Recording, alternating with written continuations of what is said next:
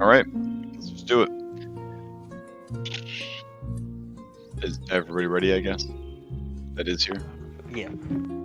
Okay. Last time on Odyssey of the Dragonlords, you guys were investigating the Temple of Lutheria, trying to see if they knew anything about the strange disappearance of the starving man who had come seeking the gift of death from the Shrine of the Five Gods. What you found instead was conflict. Attacking the priests of Lutheria in Lutheria's temple and being attacked and returned. Combat did break out. People died. Realizing that you really only had one shot, you forged on deeper into the basement below the temple, wherein you encountered a number of fey and monstrous horrors, as well as more acolytes and priests of Lutheria. In tow with you is the Oracle Versi, daughter of the Storm Titan Sidon, who arrived to revive Astraeus, who died in the battle against Septia and Trellis, the high priest and high priestess of the temple. So, we left off right as combat was beginning to wind down, though there could still be danger afoot in the wine cellars beneath the Temple of Lutheria. So let me take you guys back over to the map. And we will continue to explore. All right, let's see.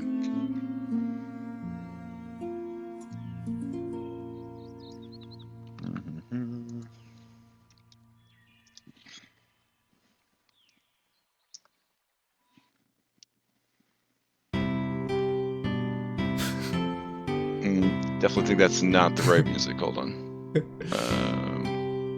Everything's still on fire. Oh, this is the one I want. That one's definitely too chill for we just murdered a hell amount of people. All right, there we go.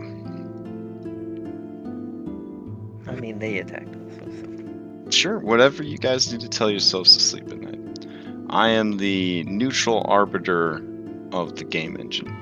So, all right. Surrounded by blood and corpses. Rugs still burning. The smoke kind of filling the room with like a heady haze. Astraeus, his magic bubble of twilight, I guess, lingering for a bit longer. Well, what do you do now? I'm gonna scream, Astraeus, come look at this! Some weird shit in this room up ahead. Alright, this room seems to be living quarters. There are a number of tables that look like they were drawn by a child with a crayon, perhaps named Harold. There are several sets of triple bunks to accommodate the many cultists who were staying here. Dry goods, fruits, grain, porridge, half-eaten food, and drink. From this room, you can go out 4 doors. The door whence you came, one to the north, one to the west, and a large double door to the south. The double door to the south was left partially open, and beyond the door frame, you can see a large chamber, its ceiling held up by 4 arcing pillars. The floor of the room littered with gore and blood. I'm gonna open up this other door. Which other door? Oh, okay. The double doors. Sure. All right. Pushing the other door open, you reveal the full room in all of its glory. Talus and Soul exploring a different part of the dungeon simultaneously. You see that there is a smaller door to your left and a pair of double doors ahead of you to the south. One of them has been left open. To your right, there is a set of double doors, one of which has been left partially ajar, and reveals a large room, the floor scattered with bones and gore. Talus is gonna cautiously peer into this room. Okay.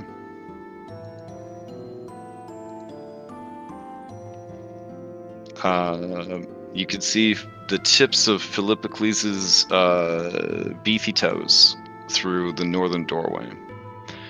On the southern end of this room is a massive pit or well. I'll just give a little whistle to Philippocles, just a curt whistle, so he can recognize I'm over here. Okay. Anastasia will lean into both of them and say, well, I think we found the corruption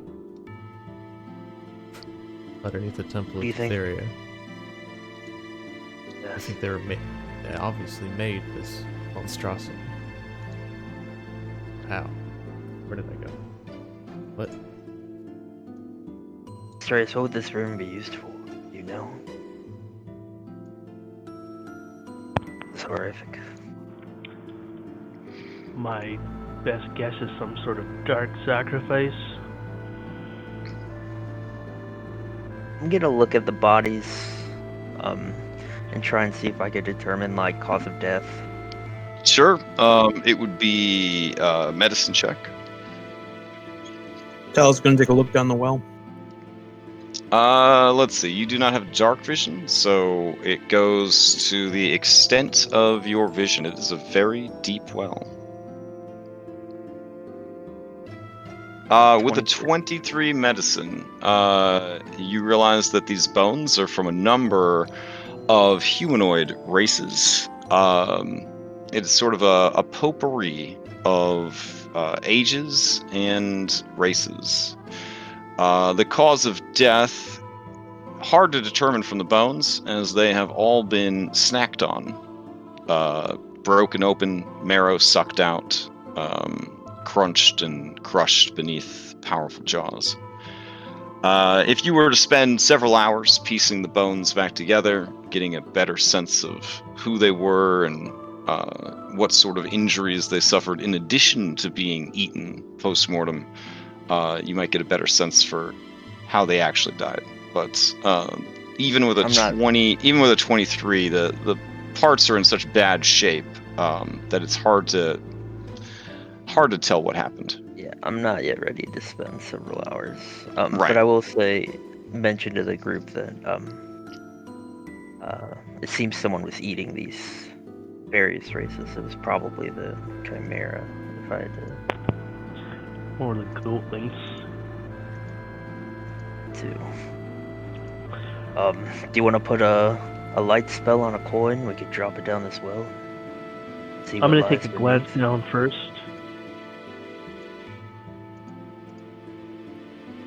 I'll take a look down before we Okay. look you have dark vision of what? 60? Infinity. Infinity. Twilight Okay. Cleric. Cool. It goes down to infinity +1. You're actually looking at the top of your own head. That is how deep it is. No. As you look down the well, it goes down for about 100 feet before there is water. I'll tell the others. Okay. And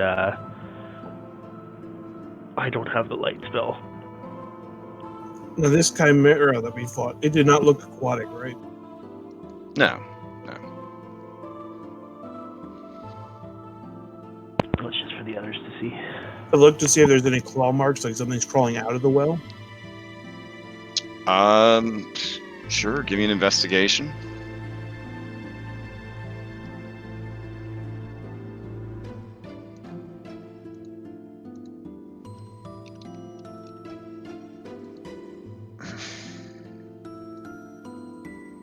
Oh yeah. Yeah, I mean, from what you could tell, nothing crawled out of the well. At the same time, it does not look like water is ever drawn from the well. You don't see any sign of ropes or buckets or anything like that. Should we try throwing one of the bodies down to see if anything happens? I mean, there may be something down there. That may be considered desecrating the bodies. So, like, with, like, our knowledge of, like, the cultures in the area and, like, the childhood stories and everything that are passed around, like, is there any, like, depiction of, like, deep wells leading to, like, the underworld? Oh, the Hollow World? Yeah, the Hollow World. I mean, if you stories the myths, if you go deep enough, you will eventually reach either the Hollow World or the Underworld.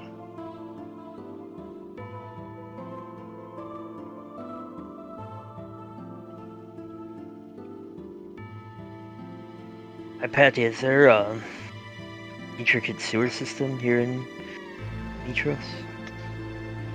I assume I would know that. There is an aqueduct system. There is no sewer system. Oh, everything is above ground then. Yep.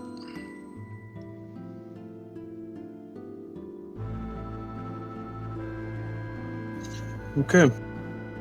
Well, have you searched everything from the room you came from, Philippicles? No. There are still closed doors as well we can open. Have we detected magic? And if we have not, I will do so. Okay. I don't think anybody was detecting magic, but you can certainly do so. Are you going to do it as a 10-minute ritual, or are you going to cast it with a spell slot? I'm using my free cast for my... Your free cast, gotcha. From my special ability. Yeah, School of Nerds. Gotcha. Yep. All right. In that case, looking about all of the the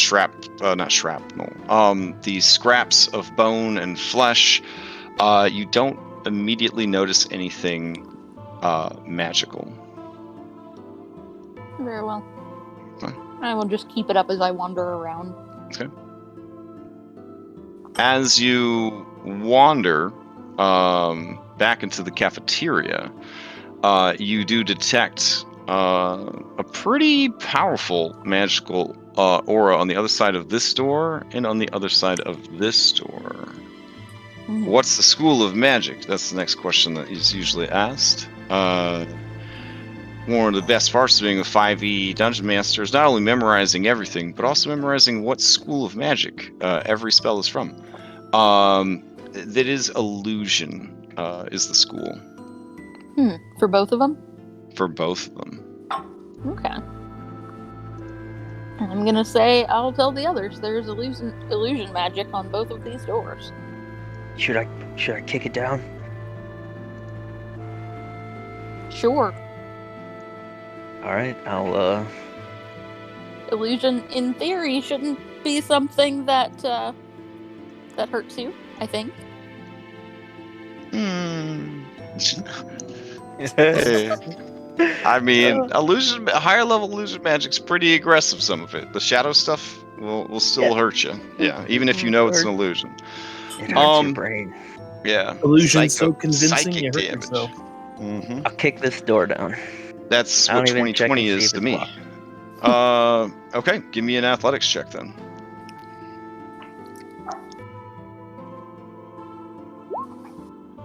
Yeah, you give it a hard kick. It was locked. You hear the lock snap and fly open.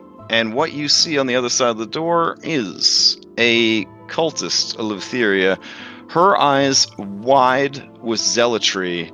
And let me hop into your mini to make sure I can see what you see, so I can give you a more accurate description. Oh, it's pretty horrible. Yeah. She stands over the bodies of 2 disemboweled children. They look freshly killed. Clutched in one arm is a very small child.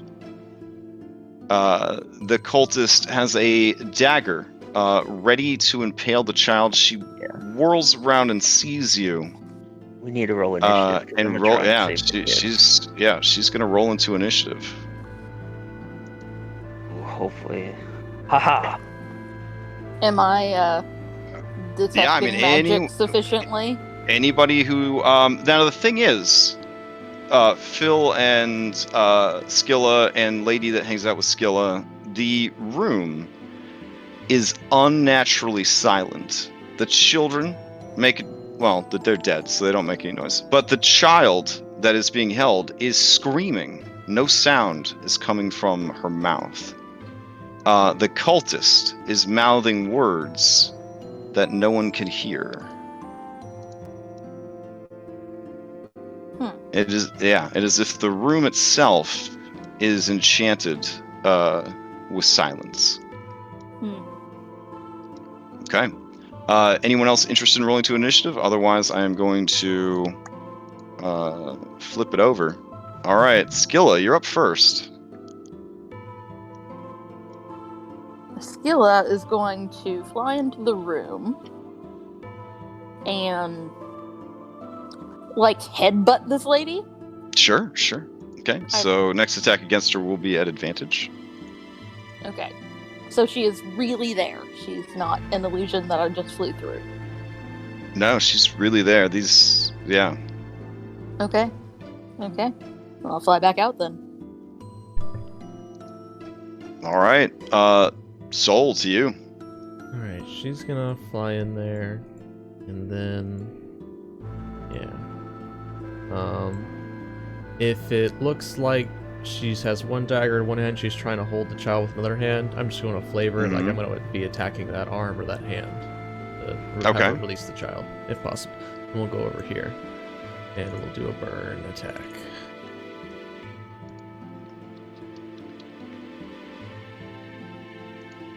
Darn. Well, you had advantage, so. Oh, did I? Yep. Oh, next attack has advantage. Pokemon powers. All right, so you burn her hand terribly. She is going to use Joy from Pain and make one melee weapon attack as a reaction. So she will. She's going to stab out at the child. It says when the cultist suffers a crit. Oh, a critical hit. My bad. Okay. In that case, here we go. As a reaction when they take damage, this is the one I was looking for. They can grant 5 temp HP to itself. So that's what it's going to do. My bad. So it's going to give itself 5 temp HP. All right. So you burn its arm, pulls the arm back from the child. All right, we're done. Chalice, you're up. Move up here and seeing the woman, he's gonna make a chakram attack. Okay.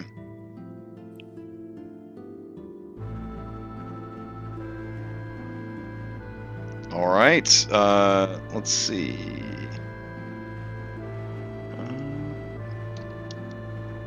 All right. It tears through the air, slashes at her robes. Large gash across her chest, blood soaking through the robes to blend with the blood of the recently slain children. She makes no noise as she cries out from the pain of the burn and the chakram attack, but is still alive. But second obviously attack. Bloodied. Okay. How do you finish her off? Just go completely severing her hand. Okay. that was holding the child, and have her bleed out. All right. She collapses to the ground, and that is the end of combat. I'm gonna running dash to catch the child. Okay. The child's not falling, but sure. You run to the child. The child is very frightened and is sort of just pressing herself against the wall and the bars of this cell and weeping, but making no sound as she does so. While they're doing that, I'm gonna run to this door, and Okay. I am going to cast Dispel Magic in case there is some screaming happening behind it. Okay. Sure. Give me a caster check, please. So just straight intelligence. Okay. Whatever magics were used to set this up were quite powerful. You were aiming for whatever that detect magic illusion aura was, but it is still in place. So the child's behind bars? No. There were, and then the door was opened. I mean, Okay. dynamic lighting should reveal that there were bars, and there's not bars right here. All right. Yeah. So, but the child is sort of just leaning against the edge of the cell, and the wall. She is maybe 4 years old tops, and just covered in blood from the woman that was attacked, and then also from the children that woman killed. She is an absolute mess. Yeah, I'm gonna pick her up. I'm gonna take her out of this room. Okay.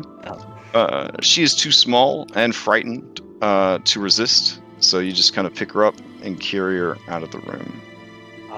Yeah, and I'll hand her to Anna if Anna will take her. As you cross the threshold of the door, her wails of sorrow and fear become an immediate pounding sound that echoes through these living quarters. It is a miserable sound. I'm gonna yell at Phil. There's a similar enchantment over here. I'm scared we might find something similar. Come break this door. Yeah, I hand the child to Anna, and then I just bull rush this door, not like trying to set up or anything, like throwing my good shoulder. Sure. Let's see that athletics check. 19.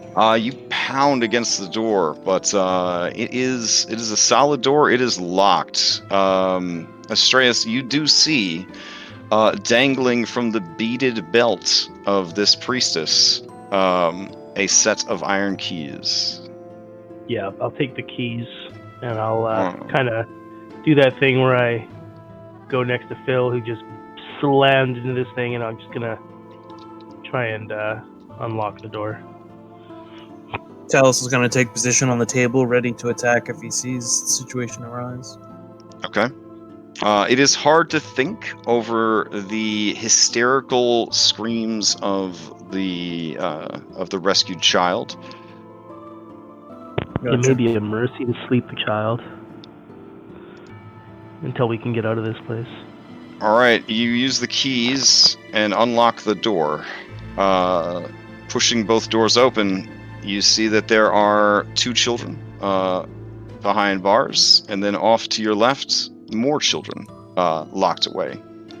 Yeah, I'm gonna run inside immediately and look for like any danger or priestess.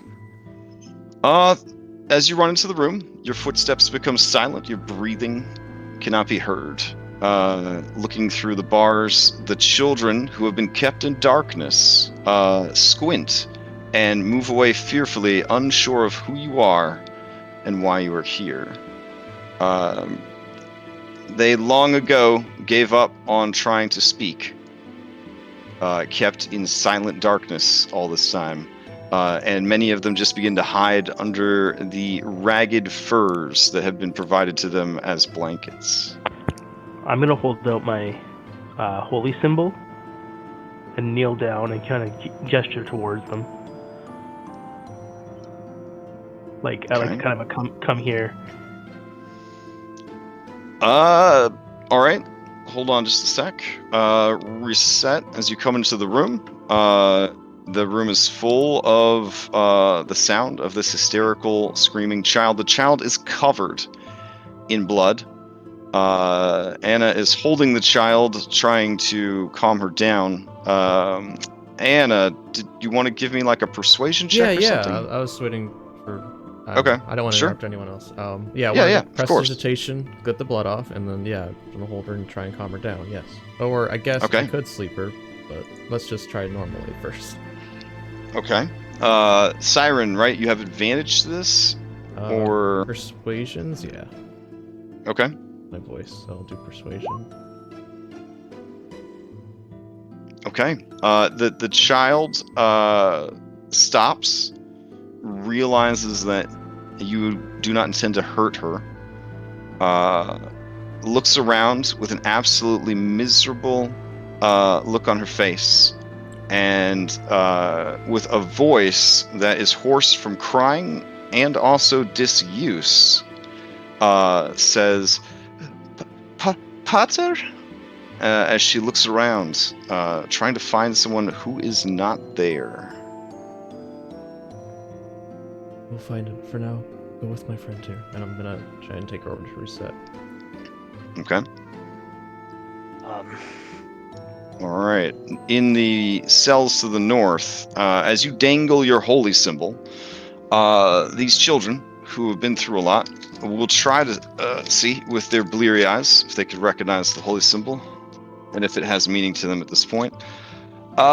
They are pretty out of it. It looks like they are a bit malnourished and beaten a little bit. And seeing the two of you and seeing you brandish something at them, they seem to shy even further away towards the back of the cells. I'll look for like keyholes in the cells and like. Sure, yeah, the doors. With my mouth, but Astraeus won't hear me. But I'll just kind of point at the keyholes and the cases. Yeah, okay. I'll try and unlock the doors. Okay. It takes a couple tries, but you eventually find the correct keys and open up each of the doors. The children are definitely fearful, but at the same time stoic as they sort of wait for whatever comes next. These children do appear to be older than some of the ones in the previous room. Altogether, there are 5 children alive in these cells. I'll ask the group. I'll talk to Paratos until I give him the commands to go into the room and try to lure the kids out, since he's a little less threatening. While that's happening, I'm gonna go to all of these beds and I'm gonna grab all of the like sheets and blankets, and I'm gonna like come into this room and I'm gonna like close the door so none of the kids can see what's going on, and I'm just gonna start wrapping up all of the bodies of the children. Okay. All right. The metal bird dinosaur curiosity is interesting, but also a bit scary for children that are been through this kind of trauma. Unsure of what to do, one of them takes a deep breath and he walks towards the open door. The others tug at his arm, trying to pull him back, but he shakes his head. He approaches you, Astraeus, cautiously, boldly, and then he looks towards the door, and he looks at you.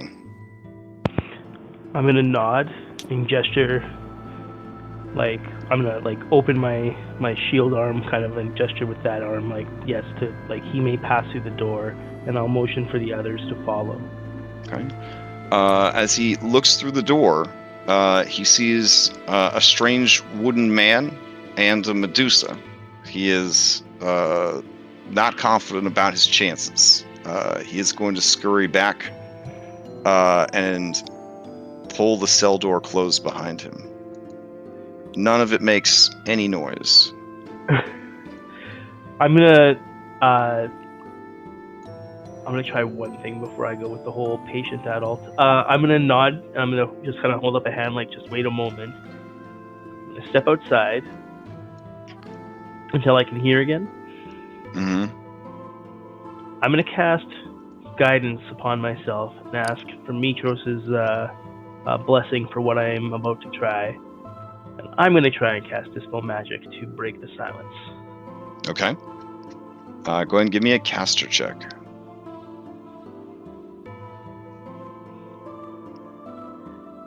And Okay. You are able to dispel the silence. The children who have been in this magical silence for some time, they feel like that immediate sort of pop in their ears as sound begins to filter back in. And some of them let out hysterical cries, and others sobs of relief. They begin with hoarse voices to whisper to one another. we'll try this again. I'm gonna come back in and say, children, I understand that the priestesses of Lutheria have been doing vile things.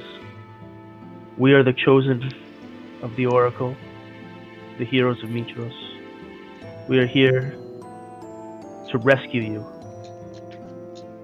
I am Estraeus. I am a priest of Mitros, a priest of the Five. We wish to take you from this place. Please join me. All right.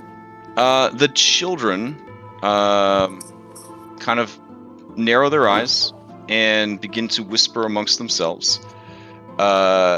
You can hear words like, "Do you think it's a trick? What should we do? Where are our parents?" Things like that. In the end, they sort of look back at you, taking sort of a deep breath that kind of shakes their tiny bodies, and they accept that it would be better to have hope than to stay here any longer. So slowly they kind of get up and they begin to sort of stagger out of their cells and towards you.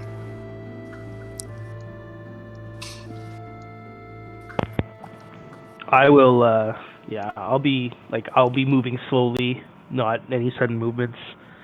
And I'm just gonna say, be aware, children. We did have to fight our way through here. There are signs of battle, but we will lead you through, and we will lead you out of this place. Please do not be alarmed. My companions are odd-looking, but they are here to help. Odd-looking. This girl grabs a hold of your arm as you go to leave, this small blonde girl, and she says to you, "Great servant of Mitros, have you seen my sister? She is my twin. She looks just like me, but they kept her separate from me, and separate from our parents." I'm gonna kneel down and gently put a hand on her shoulder and say, we have not yet cleared the entire temple. We will get you somewhere safe, and I will come back and I will see what I can find. This kid, he's kind of mad. And he's like, "If you really are the servant of Mitros, it took you long enough to come here and save us. These people, they tricked our families, and they imprisoned us here. Our parents." And he looks back at the other children and he says, "They were killed, and we are being forced to learn the ways of Lutheria." I'm going to look at him, and in a voice intended to kind of convey like empathy and sadness, I'm just going to say, it is the Titan's way to do horrific things and to bring darkness into this world. Mitros' light cannot always repel it as quickly as we would like, but I am here now, and I am sorry that I could not be here faster than this. This boy interrupts and says, you say the Titans, but that is not true. I prayed to Sidon for the strength to hold out, for rescue, and here you are. If he knew what the followers of his sister were doing, surely he would have smote them down with his great strength. I'm just going to look at him, and I'm just going to say, I'm glad you had the strength to endure, but that came from within you, lad. And it was the servants of the Five that came and did justice to these priests of Lutheria. And it will be the Temple of the Five we will take you to for succor and for care until such time as we can reunite any of you with your families or make other arrangements. We cannot talk long. We must get you out of here safely. Please, at the very least, let us get out of this room of captivity. Anastasia resets. This young girl is quite the talker. And her name is Enyo. And she has told you her name is Enyo. And she is steadily gaining confidence as she demands to see her pater. It was just her and her father, and they were doing fine. He was struggling with money. If you haven't met 4-year-olds that could talk like this, trust me, they're out there. They seriously can. And she fills you in on her dad's gambling debts and his money problems, and that they had come to the church, or not the church, excuse me, the temple, to seek aid. The temple offered them jobs, and then they were basically taken downstairs, and she has not seen the son or her father since. Using something I've learned from you, I use my monk feature. Okay. Patient defense, and I nod to her story, and I give her some water from the alchemy jug. Fair enough. Okay. Is this so that you don't have to listen to the whole thing? You're just like, here's some water. Got it. Mm-hmm. All right. She does need water. So she does stop talking so that she could drink greedily from the thing. It seems that a certain amount of dehydration and malnourishment is important when you are breaking the spirits of small kidnapped children.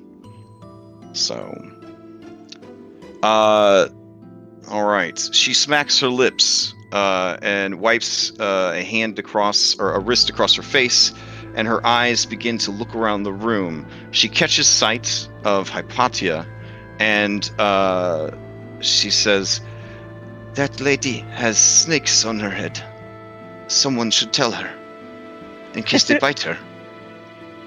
I think she knows. They're actually quite friendly. Would you like to see them up close? Uh-oh. She is suspicious, but very curious, and agrees. Here, I'll show you. I'll kind of hold her hand and walk a little closer to Hypatia. All right. Hypatia, do you bite, poison, and murder this child? Or turn her to stone. Okay, got it. Just checking. No, I'm a little like. After Sunday, I feel like I have to check now. Just saying, not to cross universes or anything, but just gotta check. No, she is She is very curious how you have trained these snakes to sit on your head. And she begins playing a gentle whack-a-mole with each of them as she gently pats each one on the head, checking to see that they are real.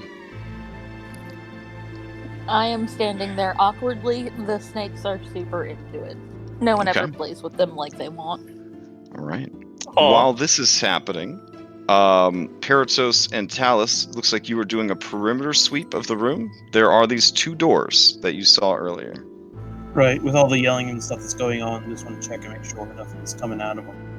Sure. Okay. The door here is so ominous and nondescript at the same time. Looks like it could be a pantry door, just a closet, baby. Nothing bad about that.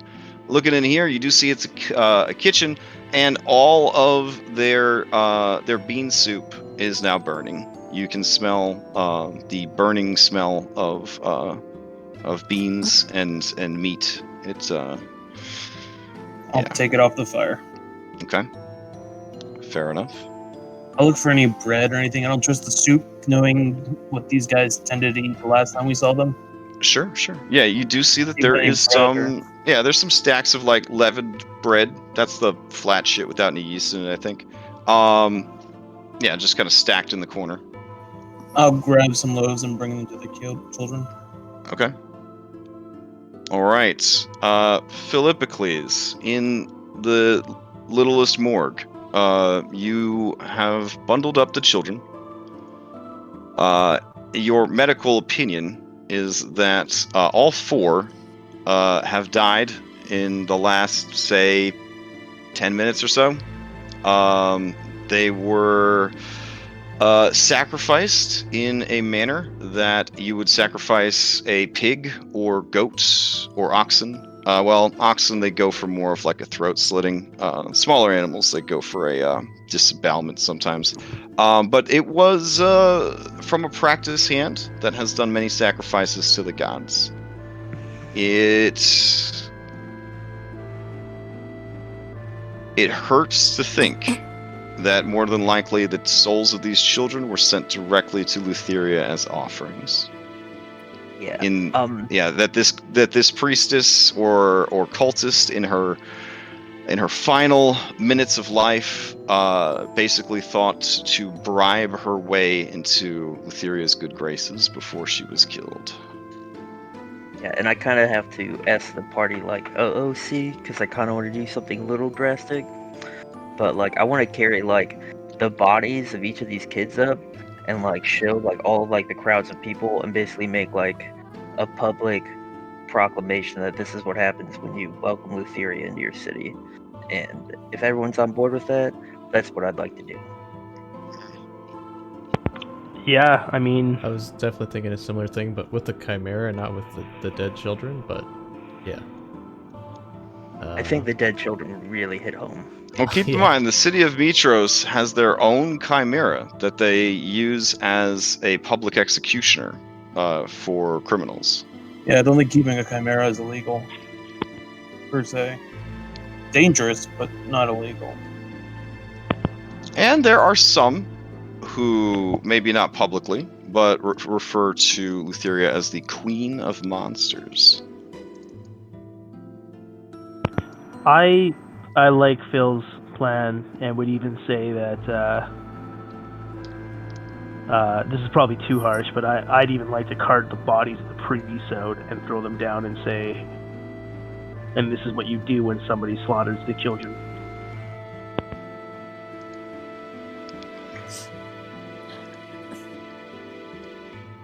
I wouldn't go that far. That's steeping to their level. I have a concern that someone will say that we did it. That is all. I mean, we're gonna walk out with a bunch of... My idea, like, I thought of that angle too, yeah.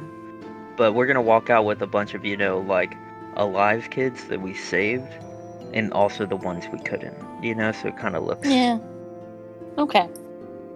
I'd say we get the kids who we saved out first, and then bring the bodies up just to reduce the amount of trauma. Hopefully the talkative 4-year-old will let everyone know what happened.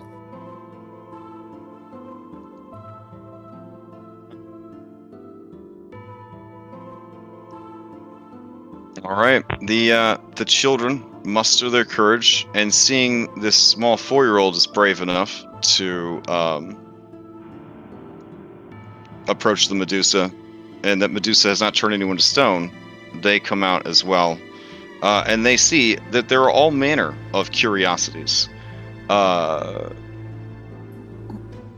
They sort of look around, their eyes wide, trying to take in the room. They see this woman on the ground, and their face is a mixture of hatred and fear as they stare upon her pallid flesh and her dead body.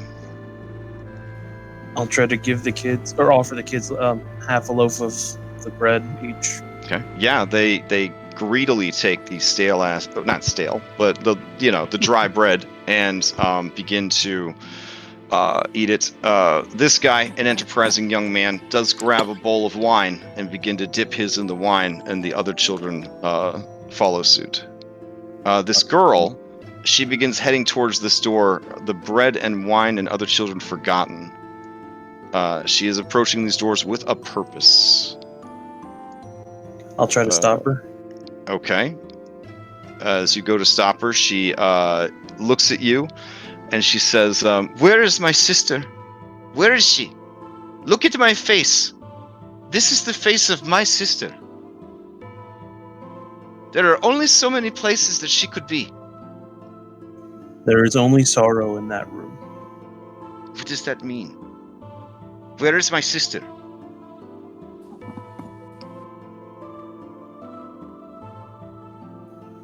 Anyone who is in that room is no longer living. Is my sister in that room? I do not know. Then I need the only to one find to come out. out alive is that small girl over there. Maybe she saw her. Phil. Call Phil. Phil. Phil can't hear anything. He's in a wall of silence. You have to, She looks over at the girl, and she says, "I am very sorry, but the girl who looks like you, she is dead. She was stabbed, and her guts fell out." And then this girl just sort of collapses. In just silent, racking sobs. I'm going to try to comfort her. Anna, probably too.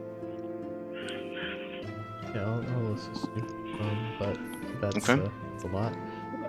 I don't think, It's I'm like, dude, thinking I that don't we're even gonna, want to cast persuade sleep her at to this be point, because I kind. feel It's like the sleep's just going to torment them even more, right? Because it's going to sort of... Lutheria's going to be laughing at their faces if I sleep them. Like, it's crazy. Yeah. Yeah. Sleeping in her temple, probably not a good thing right now. No. I'm gonna kind of come out of the door and close the door behind me. I'm just gonna pick this child up. This guy, whose dad, may or may not have told him all about how great Sidon was growing up. He says, "This would not have happened if Sidon knew. Sidon would never allow this to happen. Are you These- kidding me, boy? These Sidon worshippers, is married to Lutheria. They know all about this. You've been misled. these are the acts of men, not the acts of the gods."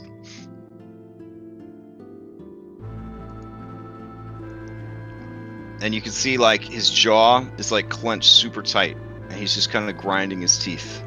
He is angry and so full of sorrow and confusion.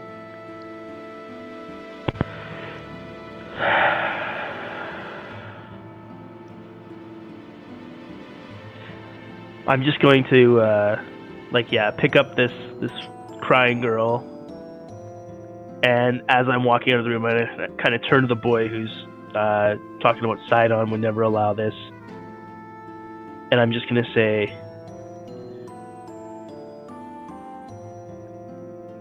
cling to whatever belief keeps your sorrow at bay, young man.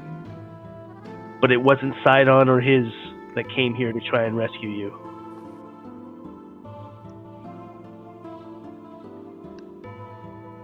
And with that, I'm just gonna walk I'll out. just add. He takes his hunk of bread and he throws it. Not at you, but he does throw his hunk of bread. I'll go up to him and I'll say, "I'm sorry, kid, but we actually sent for the guard first before we came down here, and they didn't come."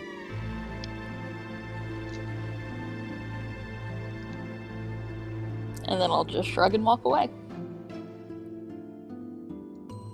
Good thing Enya's on the scene. She walks up to him, pats his leg, and says, "That is because the guards are very busy. They have many jobs to do, and they're all over the town trying to help people and do the law. So that is probably why these heroes had to come instead. But it's okay. They told me that they would help me find my pater." I'm gonna give Enyo another piece of bread. And then this kid looks at her, his face full of hatred and frustration, and says, "Your pater is dead. Just like everyone else." Talus is going to do the one thing he can do great. Walk up dead-faced and smack this kid upside the back of the head. All right. I mean, you don't have to roll. He's a little kid. So, yeah, you smack this kid upside the head. And he just kind of falls down, looks up at you, and it's just his face is full of hate. The other children look at this robot that hits children, and they slowly back away. Yeah. Talus, come to your senses, kid. This young man is dealing with grief just like the rest of them. The young man tries to tackle Talus. He begins to climb up on the table and grapple him. It is not worth rolling dice for because he's a small child. I'm just going to let him get out of frustration and hit me. I'm just going to let him wail on me. Okay. Yeah, he beats on you. He calls you terrible names. He even drops the big M and calls you a Malakas. Yeah. Just went I'll gesture to the lack of genitalia and say, just shrug. Dude, kid, what are you doing, man? The other children are not in any way wanting to be near this cruel robot. They begin to move as far away from him as they can, huddling together, unsure of what to do.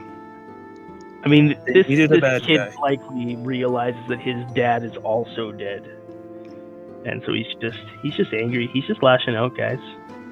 They needed a bad guy. I'm letting me be the punching bag. That's all. Yeah. Let's just get them all out of here. Yeah, I'll sort of gesture. Like, I think, we gotta get them out of here. So much so that Astreus doesn't even do his normal insistence that we loot the bodies. There's also this door down here that we haven't opened. Way up here. Let us get the children to the Amazons, and then we can finish up down here. Alright, is the intention to get the children out of here? Just the living children? Is that the plan? No. I'm gonna follow behind them, carrying the bodies of the other children. Alright. Let me hero stack you guys someplace. Here we go.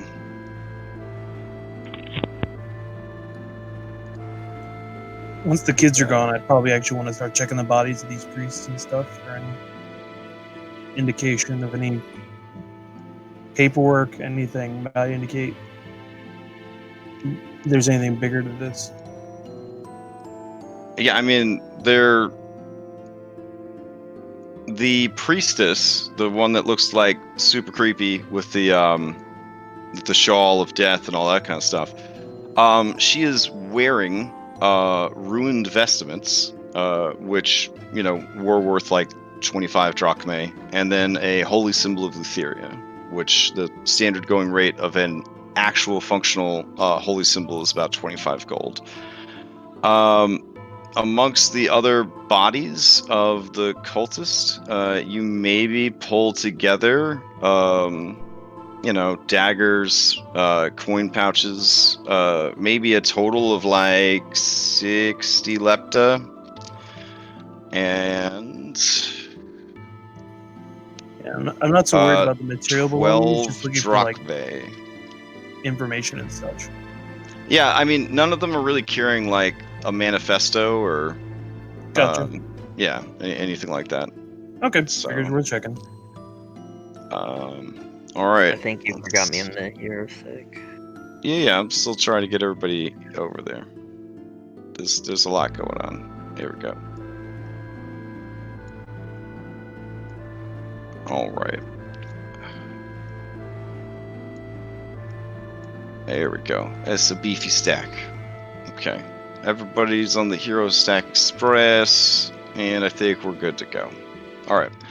So you head back upstairs to the actual Temple of Lutheria, heading up to the landing, and then up to the more narrow stairs that will lead you up into the temple itself.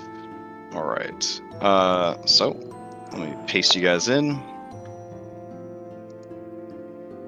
Now, when you arrive up top, you did stop for a short rest down there. There was some fighting, there was some exploring, there was grief counseling, etc., etc. When you do finally get back to, street level, you can hear that there is a great commotion outside the temple.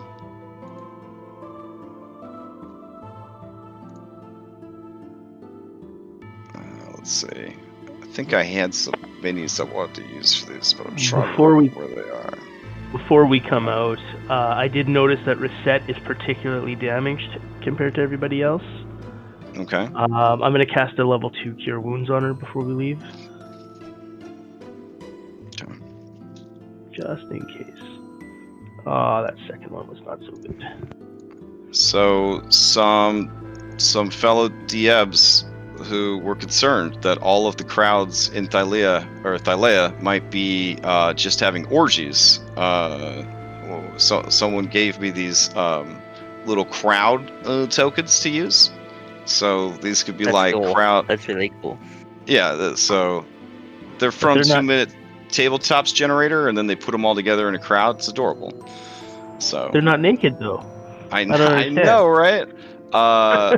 Yeah, so I've been waiting to use this. So there's a lot of people that have now returned. They are clothed and not having drunken orgies, and they've kind of surrounded the temple. Mixed in among their numbers are guards, and also you do see sort of standing outside of either door, the ones on the back and the ones in the front, are a pair of Amazonian warrioresses. They bear the symbol of Valis, as they sort of, keep even the town guards away from the temple. I'm going to be holding Enyo's hand, and I guess this girl's if she wants to. Okay. And I'm just gonna start making my way out. I will open the door for them. Okay. Though kind of not go out myself quite yet. Okay. And then when I get to the door, I'll beckon one of the Amazonians. Okay. She will sort of dip in and try to figure out what it is you need. And she kind of looks at you and she says, we were told something might happen here today. We kept the crowds and guards away as long as we could. But an empty courtyard outside the Temple of Lutheria, along with reports of a battle eventually brought the attention of guards and citizens alike. Thank you for all your efforts. We discovered that the Temple of Lutheria was involved in the kidnapping and perhaps more of several children. These are just 2 of those that we have rescued. There are a few more in the back, and some gruesome scenes down below. Is the Queen anywhere around? She has much and more responsibilities. I do not know, or presume to know, where she is at this time. You see a hoplite kind of push his way through the crowd. And he says, "You there, Oresian, do not whisper in secret. Come out here, explain yourself. This crowd, they claim there was a battle, and you were seen going inside with the high priest. You and that one who calls himself Astreus."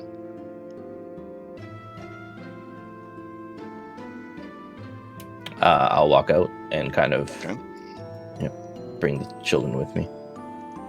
Okay. The crowd I'll gasps when they see the attempt children. to gather the rest of the children to bring them out as well. Sure. Just kind of herd them outside. Okay. We've discovered foul happenings within the Temple of Lutheria. These are only some of the children that we have found in the basement of this temple. The crowd begins to murmur louder and faster. You see a cold, hard look on the 2 Amazons' faces as they listen to these words. Talus, you know from personal experience that most of the Amazons do actually worship Lutheria nowadays.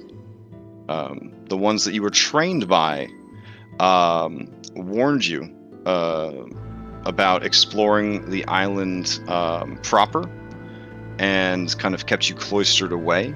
One of the main reasons is the vile practices they have against the men of the island. They basically go full Logan's Run carousel on those bitches once they turn like 19 years old. So it's real bad. It's a real bad scene over there.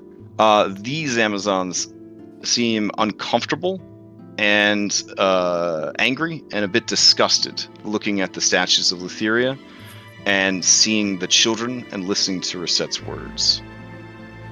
This guard is flabbergasted. At the as the murmuring kind of reaches a crescendo, I'll dig back inside and tell Phil to bring out the bodies. Yeah, I'm gonna just follow the kids, and I'm holding 4 small children, and I'll look upon the crowd, and I'll say to them in a very loud, booming voice, so all of them can hear me. This is what happens when you welcome Lutheria's evil into your city. They have desecrated these children, and I can't imagine how many others.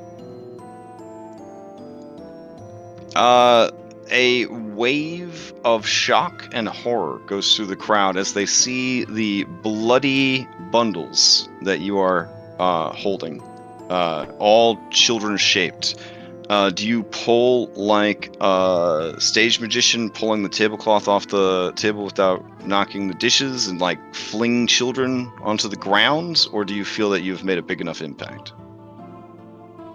No, I'm not gonna like desecrate the bodies. Okay, fair enough. Okay. After Sunday, you see, I feel like I gotta ask these questions. So I'm playing a good How guy. did I miss? You need to watch. What happened? All right. Anyways. So the people, many of them begin to sob and cry out. The guard looks sick. You see more guards pushing through the crowds to sort of catch up with him. And he looks back, and when they see his face, their shoulders kind of hunch. And one of them kind of steadies himself against the pillar. He cannot believe what he is seeing and what he is hearing. Talos just trying to make sure the kids get out of the temple. Kids, yeah, see the bloody mess there. Yeah, this girl, she's always lagging behind. I don't feel like this girl right here is ever going to grow up to accomplish anything, if I'm being honest. Yeah. She's been through a lot, man. Yeah, okay. Throw her right off a cliff. You know what I'm saying? Okay.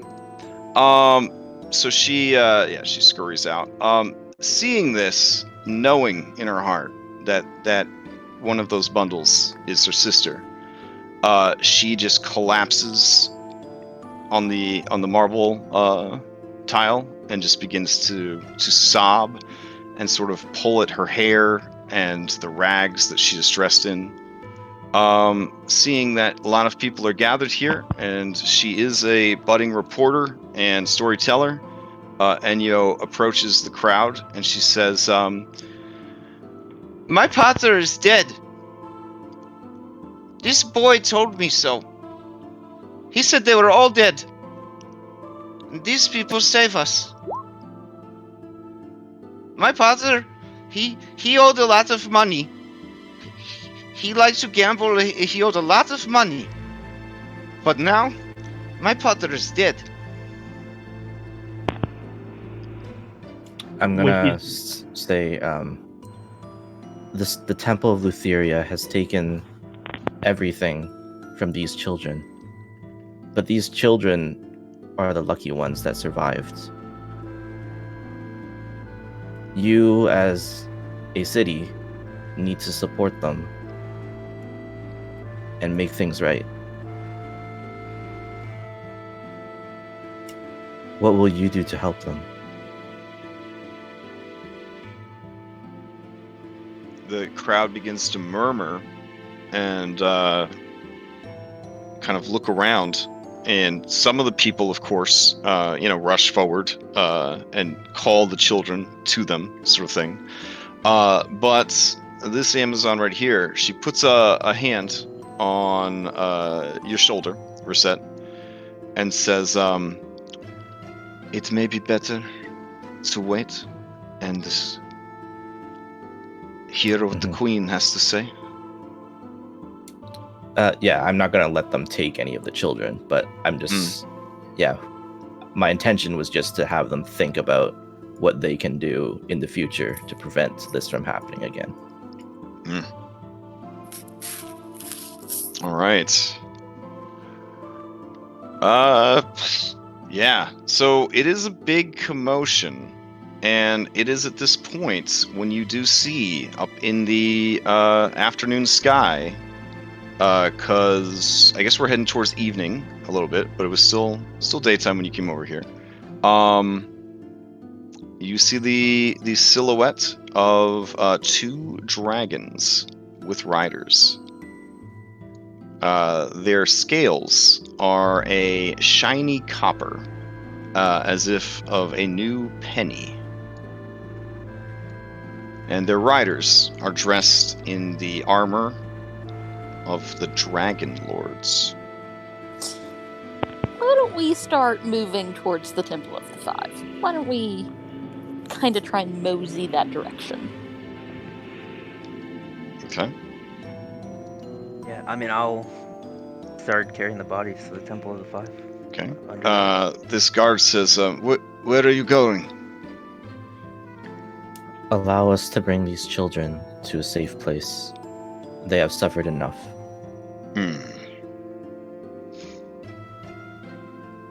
I see. Go.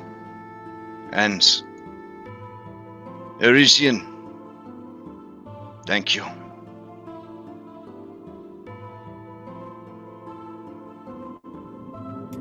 It is only my duty.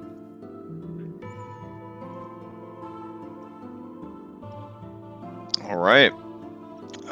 So you guys are gonna head over to the Temple of the Five before these Dragonlords can kind of land their Apache helicopters, as it were. Full-on show of police force kind of deal. Absolutely. Yeah, All we're right. just leading all the kids away through the crowd. All right. Man, these BioWare guys, man, they don't pull no punches. Jesus. This is good. All right. This is good. I All mean, right. I'm already like thinking about how I'm sending all my money to the temple for the new orphanage I'm gonna found. All right, so I'll bring you back to the main map. I'll be honest, I'm like the laziest DM in the whole world. So the temple, the Shrine of the Five in Mitros, it looks exactly like the Shrine of the Five in Astoria. So we could go there, or we could just go to the full map of Mitros. That might be a better way to handle it moving forward. Remember, Okay, so the people universe find temple. comfort in familiarity, Crash. Exactly. So, like, When you're it's- building, as Kyra would explain it, when you're building a franchise, okay, you want to have familiarity, right? When I come in, I want to just know where all the stuff is. I don't want to have to figure it out all over again. And that's why we didn't hire 2 different architects. Thank you very much. All right. So, you guys head over to the Shrine of the Five. You are greeted there warmly because you have a reputation of excellence, but there is also a great sadness as they see your grim bundle and these 6 sad children that you have managed to rescue as well. If you would like your mini on the screen, you could totes just drag it out onto the screen. So it might already be there. I don't know. Sure. Yeah, just regarding like what I know of the Temple of the Five, like this is not. They're not known for having priests that like raise dead and stuff like that. Like, do they have? Oh, actually, there aren't a lot of cities in this world. This world is very rural. You have been to both cities. That's it. We're done. There's technically a Regia, but for the most part, you've traveled the whole world, the whole civilized world. Congratulations. It's pretty small. That being said, this is the main shrine of the 5 gods, the Temple of the Five. This relatively humble temple has an entrance with 5 stone columns. While it is much smaller than the Temple of Sidon, it displays a much higher level of artistry, boasting lofty architecture and beautiful statuary. Intricate carvings embellish nearly every surface, complete with gilding and inlaid precious stones throughout. They also use a number of precious metals that most people consider only ornamental and of no significant value. Gold, copper, silver, stuff like that. Brass, and of course bronze, which is valuable. Let's see.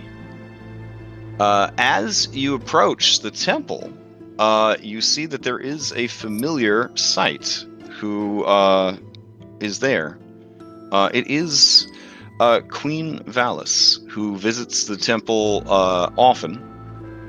And when she sees you, and she sees what you are carrying, there is no surprise on her face. Only a great sorrow. The temple itself is run by 5 high priests, one for each of the 5 gods. Because you are the chosen of the Oracle, they are willing to provide for you free lesser and greater restoration spells as needed. By the way, does it happen with our proximity to the Temple of Sidon? Do you happen to see any of them poking their heads around trying to see what's going on? I mean, their temple's like super fancy 16th chapel sort of situation. But yeah, you would have gone into the central courtyard. So yeah, there would have been people noticing you and what you were carrying. I mean, you're B-list famous at this point, so most people kind of notice you as you walk down the street, especially when you're carrying five bloody bundled sheets. I wasn't sure how fast the rumors would spread from the temple up this way. I think you have moved faster than the rumors. Okay. Yeah, because you started here, and then you kind of hustled through this gate, up this ramp, etc., etc. You did chart the passage of the two dragons, and they did touch down over at the Temple of Lutheria. Seeing you arrive with these children and your bloody bundle, her face full of sorrow, Queen Valis says, "I see you have been to the Temple of Lutheria."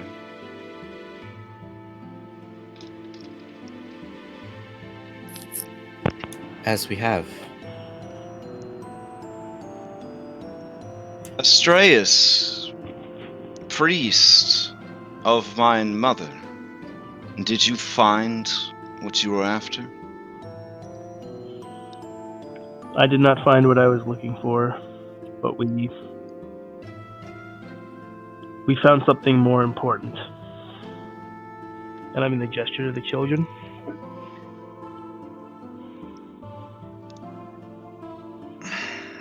She looks at them, and her eyes, you see, are fierce. Her jaw is set. She is masking any sort of emotions. In a way, it comes across as a bit cold and uncaring. Not a single tear, no sign of sorrow or remorse. Almost as if she is carved of stone or ice. She just sort of takes the measure of each of the children. I imagine I've seen this sort of look on the faces of soldiers at different times. Yeah. I'm not letting myself feel this right now. She says, why bring the children here?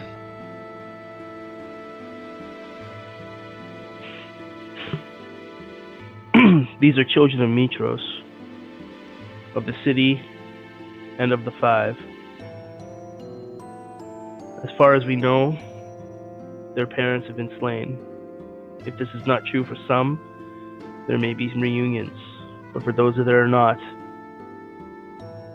they need somewhere that can provide for them, both nourishing their bodies and their spirits, both of which are weak and broken. She starts to look a bit impatient, and she says, "Such words, you've spent far too long with my sister. Leave the children with me.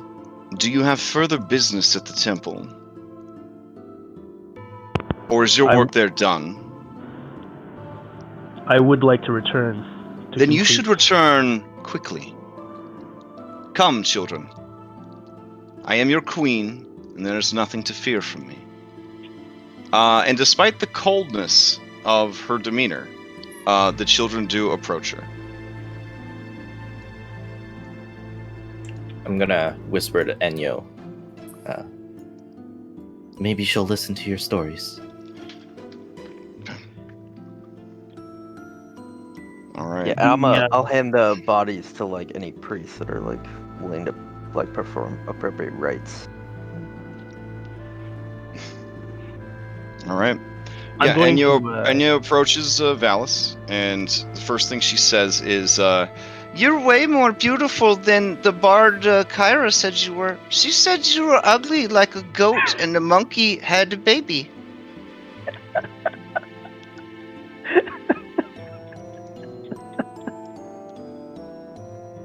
And the queen just nods sagely at the girl, like,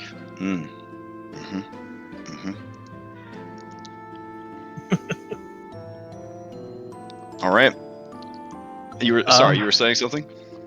I was gonna say before leaving, the twin that's the surviving twin. before we leave, I'm going to kind of give her a talk about how I know right now she must feel completely alone. And I'm going to kind of motion the rest of the surviving kids, and I'm going to say, you all need each other right now. And know that you're not alone. And I'm actually going to hand her my holy symbol. I'm going to say, you are in a Temple of the Five, and they will care for you. And Mitros is the mother. Whenever you need someone to talk to, remember that you can talk to her. And I'm going to leave it with her and, find another one in the temple that I can grab. Okay.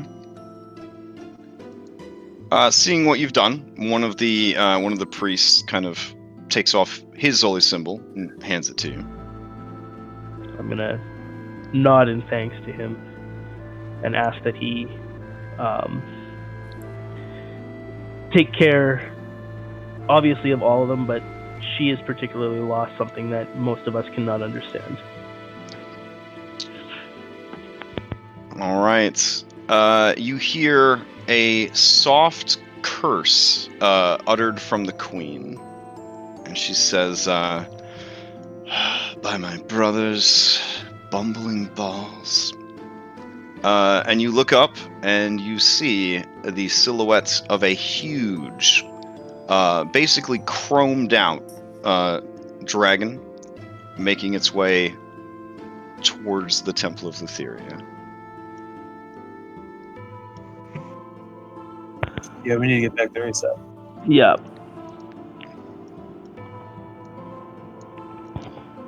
All right. So you guys gonna head back? Okay. Kind of mad dashing across town, or casual stroll, or moving with definitive purpose. Okay, fair enough. All right. So let me get all these. Let me rearrange things a little bit while you were gone. Okay. There's a lot of different copies of everybody. Oh, also, what do you do with Versi? Do you leave her at the Temple of the Five? Oh, yeah. Okay. Leave her. Or did you leave her down in the basement the whole time? No. Okay. Just checking. If she wasn't hero stacked, then... Okay. No, she was. I'm just double checking. Yeah, I put her in the hero stack. Okay. Yeah, that would be terrible. Like, weeks later, everyone's like, "Oh shit!" Oh shit! Where? Oh well. You're like at the ceremony where they like use dynamite to blow up the temple. Like they're like, "We'll purge this temple from the city forever," and everyone's cheering. All right. So you return, and flying overhead are the two coppers, occasionally perching on rooftops, and making a big show of how fucking great they are. You are not able to outspeed this very large silver dragon, but you do arrive back in time to hear the king addressing the crowds that have assembled. All right. So, back on the map, astride his great and mighty dragon, King Acastus of Mitros calls out to the crowd with his special prestidigitation wristband. News of what has transpired here has already reached my ears. I have been informed by the noble guard of the city that the chosen of the Oracle have routed corruption within the priesthood of Lutheria. I come here to bear witness as your king and let you know that this will not stand. I and the Order of Sidon disavow this temple and all who practiced worship within. And the crowd is like, and that's when you guys roll up onto the scene. He looks over at you, and he gives you stern look. His dragon lets a low pulse of dragon fear kind of out, and the crowd kind of like gasps and begins to kind of clutch each other, sort of more in awe, because technically the metallic dragons can do an awe aura because they're not evil. Wink, wink. And this dragon is obviously a good guy, so they're just sort of in awe of the creature's majesty. That being said, the king looks over at you and he says, there they are now. Returned, no doubt, to make sure all is well. Great heroes who have helped us stop the storms and who prepare for a great journey to finish their final labor. How blessed are we that you were here to purge this evil. Thank you.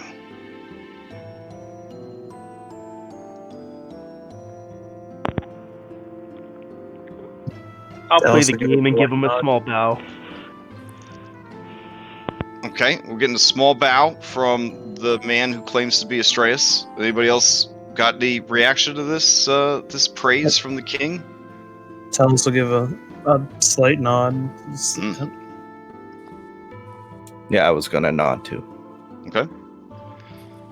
I'll give a slightly sarcastic tinge.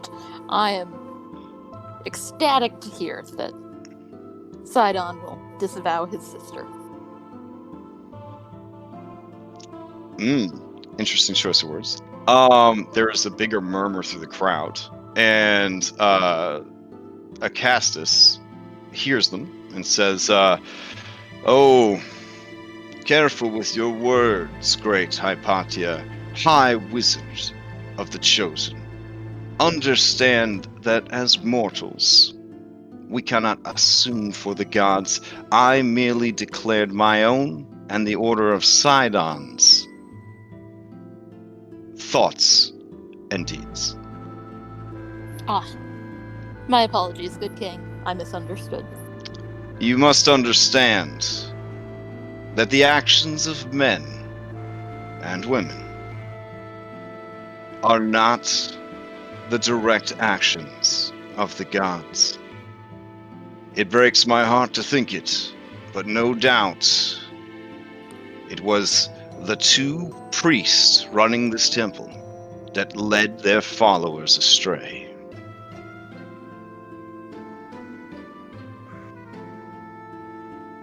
Okay. And then you see, you see guards begin dragging out the very mutilated remains of Trellis, who, came back as a zombie, I guess. Septia, who had her head chopped off, the whole deal.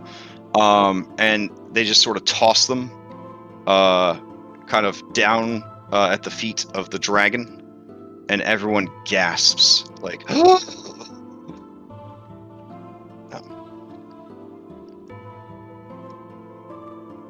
and then it's like a real mess because her head kind of like starts rolling, like da-dum, da-dum, da-dum, da-dum, da-dum, down the stairs. If you didn't know any better, you would think that the dragon thinks all of this is very funny. It is like bringing your bratty 11-year-old cousin to like a funeral, and they think the whole thing's like a fucking joke. There is no empathy in this creature's heart. I'm gonna start trying to kind of walk forward to like just move around. Sure. Yeah. I get you. We're Breath finishing weapons. our I got you. business. Yeah. All right.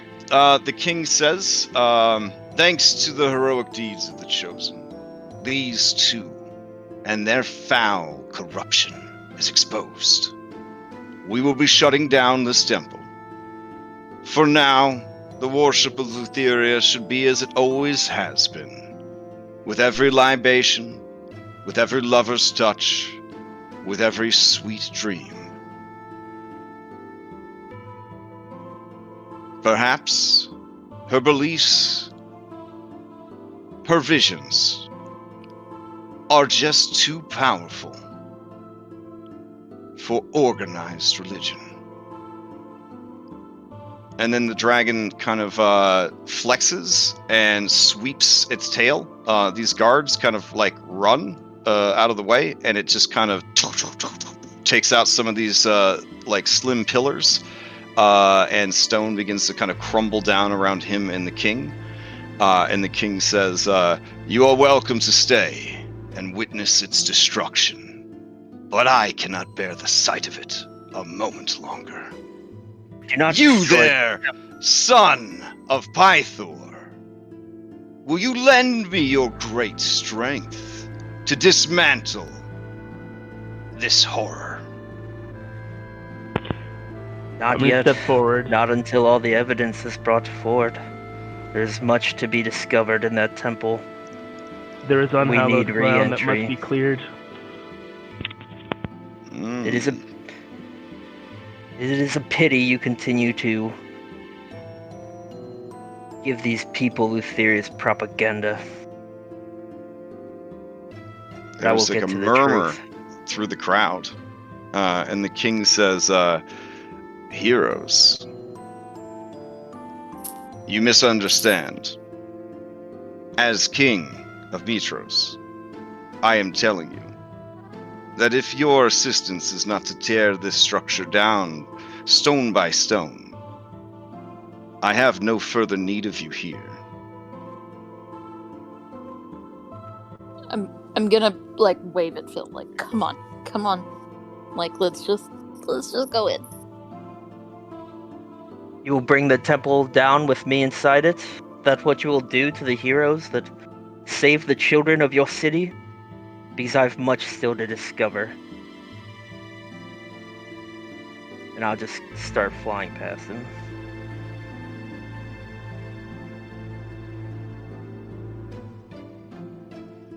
All right, as you fly past him, the king says, "I am the king of this city. I am the ruler of these people. I command you, son of Pythor. Stop. If you enter that temple, I will declare you an enemy of the city of Mitros, and according to the oath of fellowship that you swore." Yes, I listen to the bard's songs. All your associates will be banished as well. Is that truly what you want? Is that what you think will help you reach your great destiny? The king of the people? Well, what do the people want? And I'll look out at all of them. Do you wish to find out all the secrets of Lutheria and their hidden evils? Do you wish to let your king topple all the evidence behind? The people begin to murmur to themselves. They look up at the king. They look at his dragon. They look at the two dragons that are flying from rooftop to rooftop. They look at the armored soldiers. And they all look away from you, Philippocles. I specifically would like to look at the soldiers, because, like... Sure. They were kind of on our side before. I mean, this is kind of the king.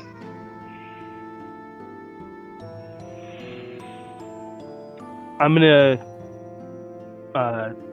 bow to Acastus and say, "Great King Acastus, we all know that Philippocles' temper oft gets the better of him. He is truly his father's son." And I'm just gonna kind of give a wince to Phil, sorry, bud. My concern is that there were dark magics occurring below that we have yet to identify and break. If you collapse this entryway and prevent us from stopping whatever it is that is going down underneath there, then this festering evil may rise again into your city. I know that tempers are getting the best of us, but you care about your people and this city above all else, for you are truly a great king and a servant of all. I beg you forgive Philippocles' ill manners and allow us to finish what we need to ensure that when you topple this blight on your city, it is done safely. And then I'm going to kind of motion out to the crowd and among a larger throng of those to witness this great thing you do. All right, with that last line, no persuasion roll is necessary. He grins widely through his black beard, his pearly white teeth gleaming like the chrome of his beautiful, handsome, smart, muscular, amazing dragon.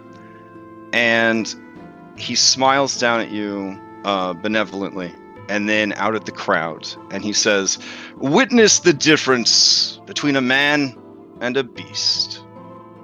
That is all you needed to say. I would never wish to endanger the people with lingering fell magics. Thank you, Astraeus. Please, do what you need to do. I will set up a perimeter of guards and leave these 2 Dragonlords as well, lest there be any lingering supporters of those." And the dragon just sort of chucks this headless body up in the air, and then it kind of lands with a crunch on the street. Traitors. Try to cause any problems. What's more, if this magic is as fell as you fear it might be, I will ensure that several priests from the Temple of Sidon come to assist you in the consecration of the ground as well. When the task is finished, we can make a show, a celebration of this temple's destruction as we wipe away this stain.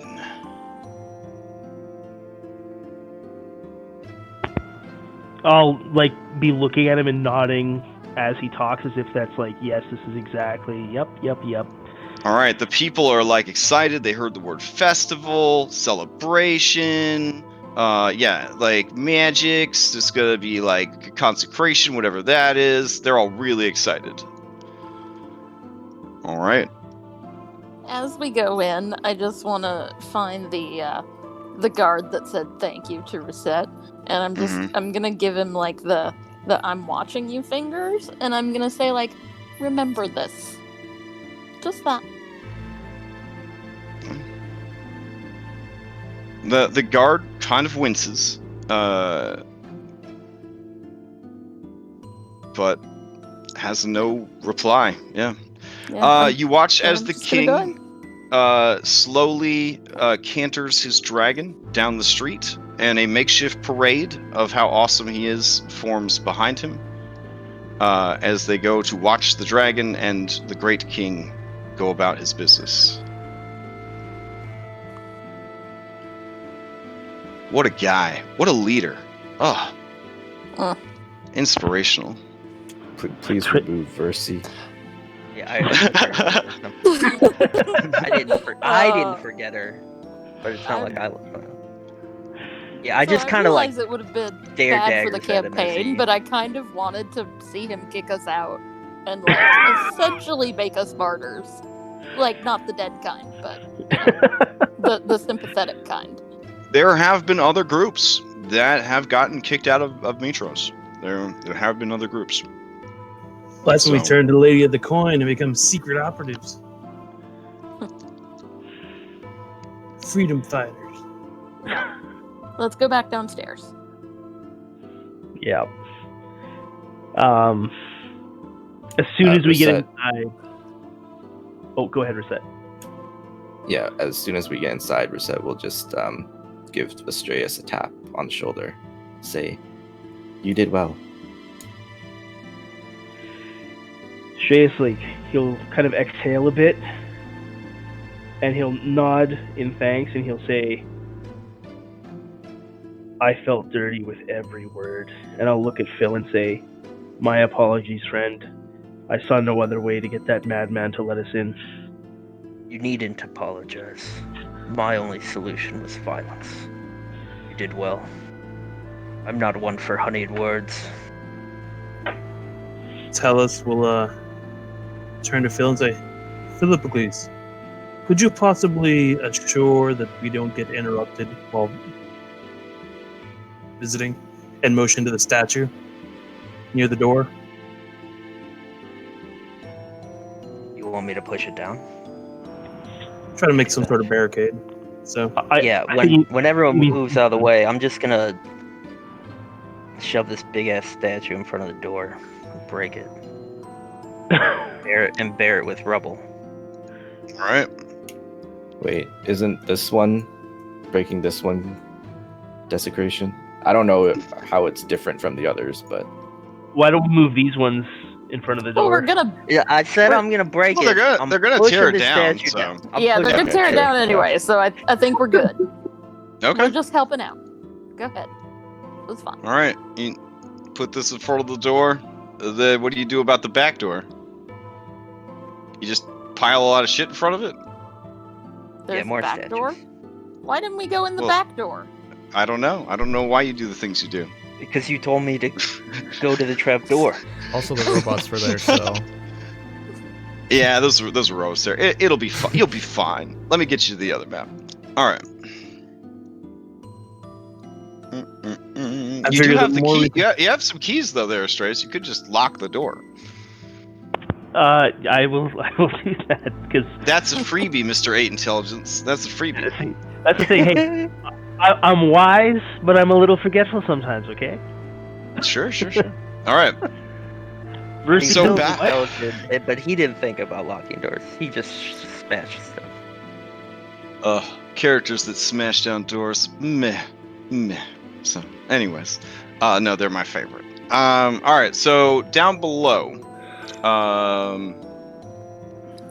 Yeah. What now? You got a door over here. Sure, you do. Yep. Hey Phil, you want to take apart a manticore or Chimera? I do. goodness. I was worried we wouldn't get to it. All right. I'm so gonna pop a squat and. Can we finish spend the 10 dungeon minutes before Yeah, casting we're we- gonna detect finish the magic. dungeon first up. why don't we add the looting of this monster to the treasure channel, and then we'll just take care of it via Discord. So That's good. does that work? Okay. That works. All right. All right. Crash, I have a question. Does that whole ordeal take more than 8 hours? Oh no, didn't Okay. take more than 8 All hours. right, still concentrating on Hex, so we're good. Okay. Yeah. All right. break- Popped break- a squat and started casting detect magic. Okay. As you open the door, you reveal an area where they store wine, because this is a wine cellar. There is a statue of Lutheria.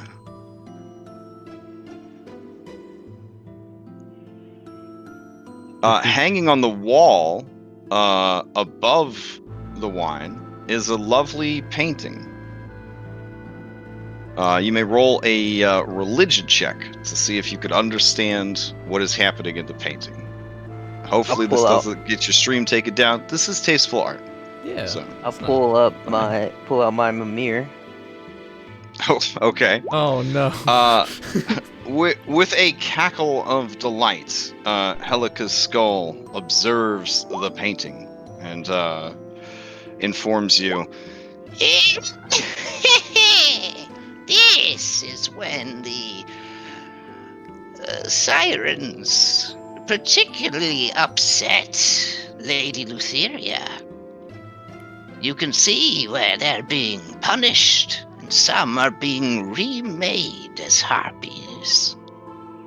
Truly One of the great moments in history.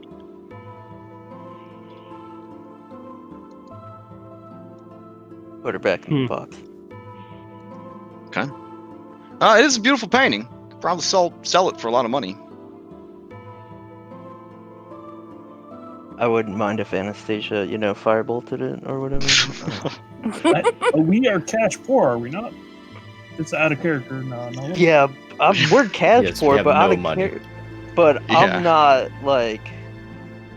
I would not stoop to, sell such a terrible painting.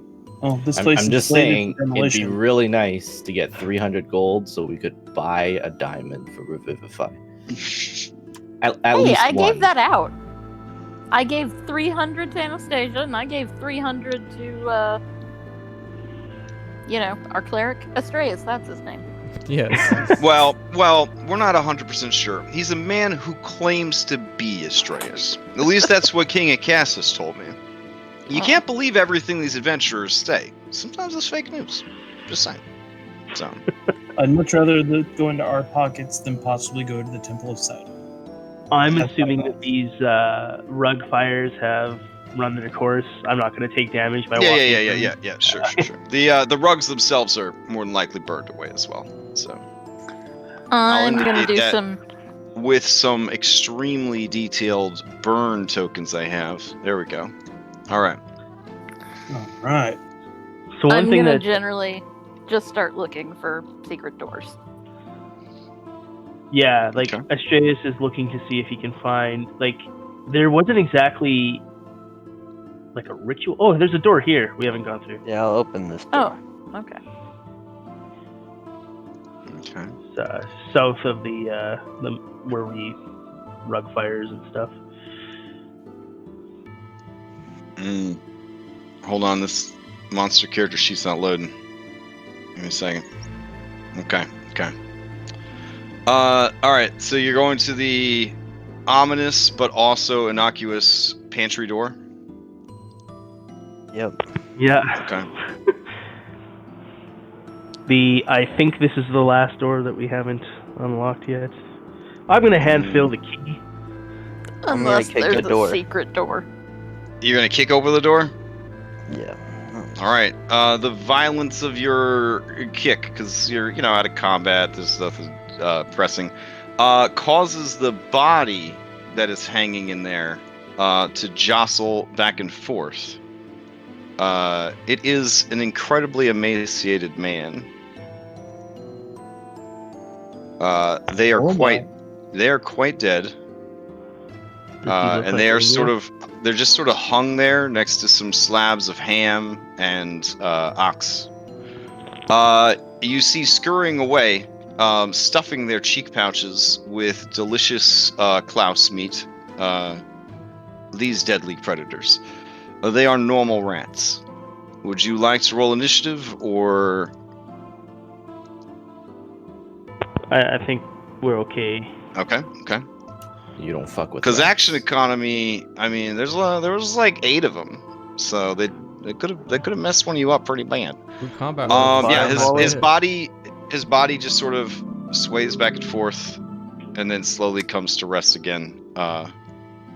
Is it, You can hear magical inside in any way? inside the stretched skin. You hear the skeleton of his body rattle like wind chimes. That is how starved this body is. Is there any magic coming from the body? There is the lingering of a curse, But nothing else. but nothing else. Can I cast Speak with Animals and talk to the rats real quick? Yeah, sure. Or did they already get away? No, I mean, there's a particularly bold rat that stuck behind. Is not afraid. Okay. It's watching you. See if you steal his delicious beef jerky, man. No, I don't touch this. I don't touch this beef jerky, man. In fact, I offer him some more food, and I want to ask him. Hey, do you know any entrances that the tall folk go in and out of?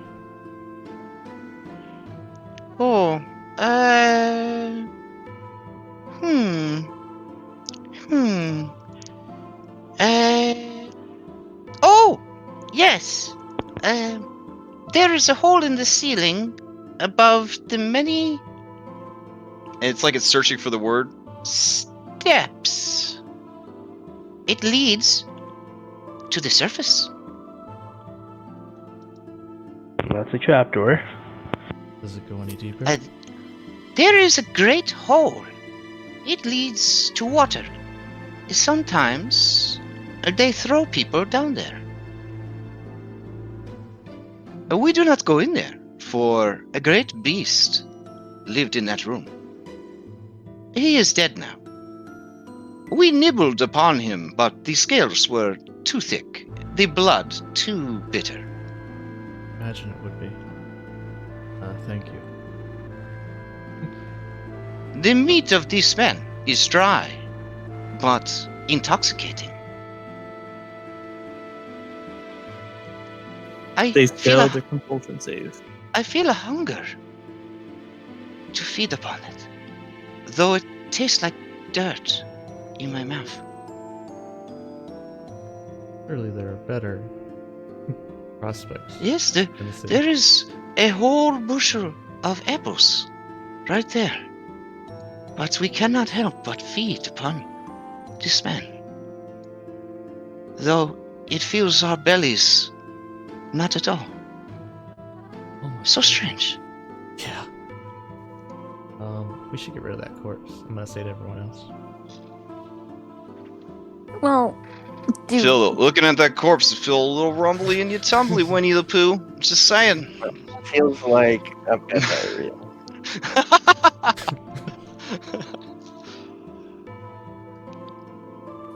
Okay. Do you need anything else? Perhaps if you plan to take this dry man away, then you can leave me a finger. And it holds up one of its own fingers to show you, in case you don't know what a finger is. Oh man, this is real BioWare. Do I give the emaciated finger to the rat underneath the Temple of Lutheria? No. No, I don't I thought think so. I think I'll give him a nice four apple fingers. instead. I feel thankful and also disappointment. These are normal feelings. All right. It has to It's roll like my dogs the apple every because day. the apple's pretty big. And he's kind of a small rat, so he does kind of roll the apple away. If you need anything else, let me know. Oh! There is one more place. I will show you. I follow the rat. Okay. Hiding its apple, it darts past everybody into the room full of bones.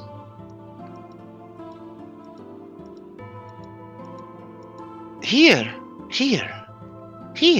this.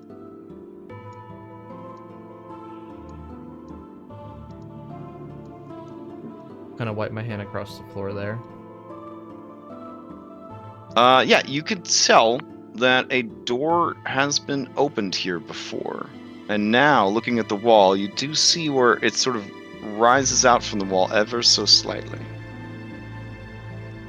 I'll tell Phil and Astraeus about it. There's a door here. I'm gonna look for like a mechanism or any way of opening the door. I'm gonna wait for Hypatia to tell me to kick it. All right, Hypatia, give me an investigation real quick. Yes. Now that you know what you're looking for, it is a simple matter of sort of digging in a couple of fingertips and giving it a slight tug and lift, and then the door sort of just swings open.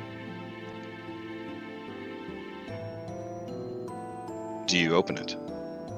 Yeah, obviously. I am Alright. detecting magic, by the way, so Sure. if there's any magic traps, you have to tell me. I understand. Unless they use Nishal's mystical aura on it and hid it from you. Which, if I was making traps, I would probably do that. Because I'm a bastard. So, just kidding, Dad. I'm not a bastard. Even though you called me a bastard that one time when we were playing Baldur Dash. I whooped you so bad, you got mad, you called me a bastard. It was a really weird thing to tell your son. That's how I knew you were mad about losing. Sorry to call you out in this random place. Alright, anyways. As you go into the room, you see a bed for two, wink wink. And you do see a great manner of furniture that is drawn admirably, as if by a child with crayons. With no immediate threats, you begin to sort of turn over the room? Question mark? Yeah. I'm gonna start by casting fairy fire in the room, just to make sure there's no unseen anything. Invisos? Okay. Sure. Do you cast it twice to make sure you get the whole room, or? Well, it's a 20-foot cube, right? Cube, yeah. So that is 4x4 spaces. Yeah. That's why I asked. I'll do it from the entrance first, and then I'll do it down below. Okay. And I'll knock my spell slots down. I have spell slots to kill, so. All right. There does not seem to be anything invisible in the room. Regarding magic, there are some magical scrolls, so that is worth mentioning. Oh, I will absolutely take those. Okay. There are 3 basic bitch potions of healing. I guess I could just type this in the chat for you.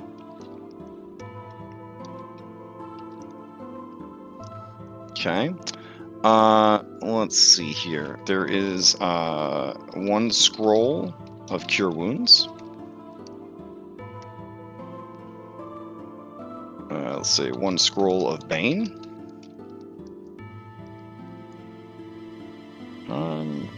Let's see here.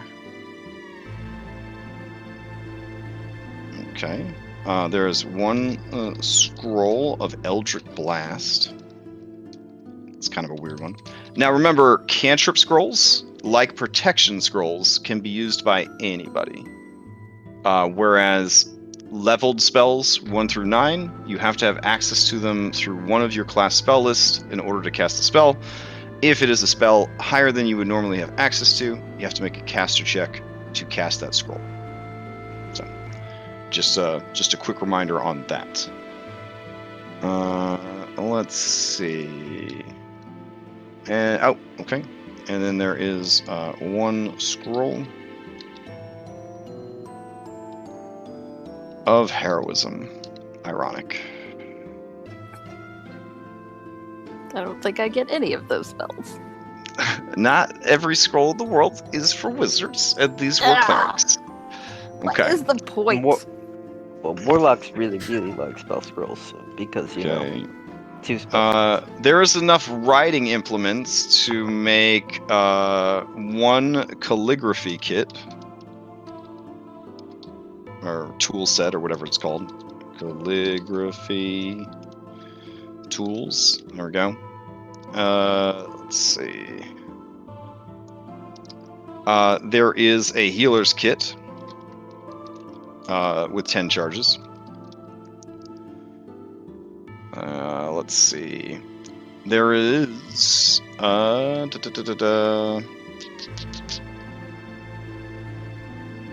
here we go. A box of assorted jewels.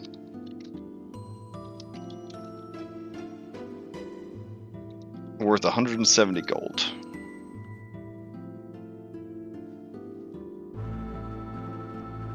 Let's see.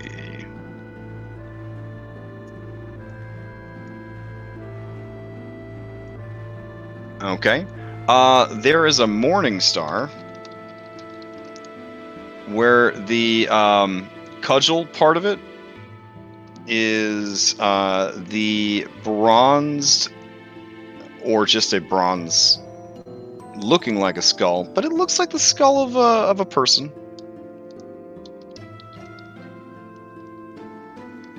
And that is magical.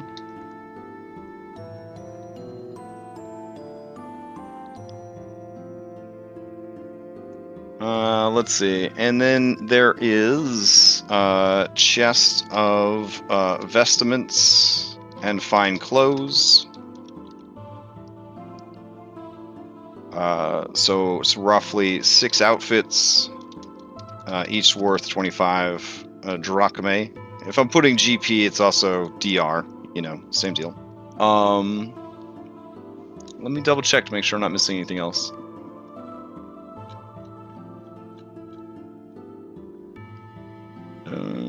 Oh, right. And then there is some petty cash as well. So 77 drachmae and 190 lepta.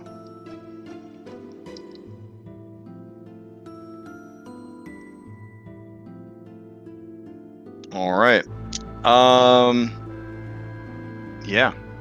So, in addition to that stuff, there are, I would say, incriminating documents that basically say that in order, they've been given a great opportunity to spread the faith of Lutheria in a more organized manner. But the people are not taking to the faith in its organized form as quickly or as well as they should. They think that all Lutheria is about is drinking and fucking. We must show them there is more. And essentially, the two of them develop a plan to offer aid to people with really nowhere else to turn. And basically, if they don't swear fealty to the Temple of Lutheria, they are killed. And they work their way down. So they start with the adults, and they both believe in a really psychopath kind of way that all of the children are redeemable. They just need the right teachings and incentive to embrace Lutheria. So, yeah. All told, they may have killed over 60 people in their attempts to try to gain followers. Many more than that, however, were quote-unquote successfully converted and now live productive lives in the city. There are no names. There is not a organized ledger as such. But they do talk about the number of people that they sort of took in and worked with and administered to, etc., etc.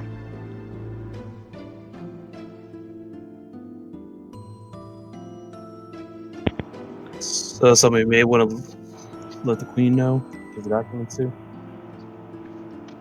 Mm-hmm. Yeah, we can definitely gather them up.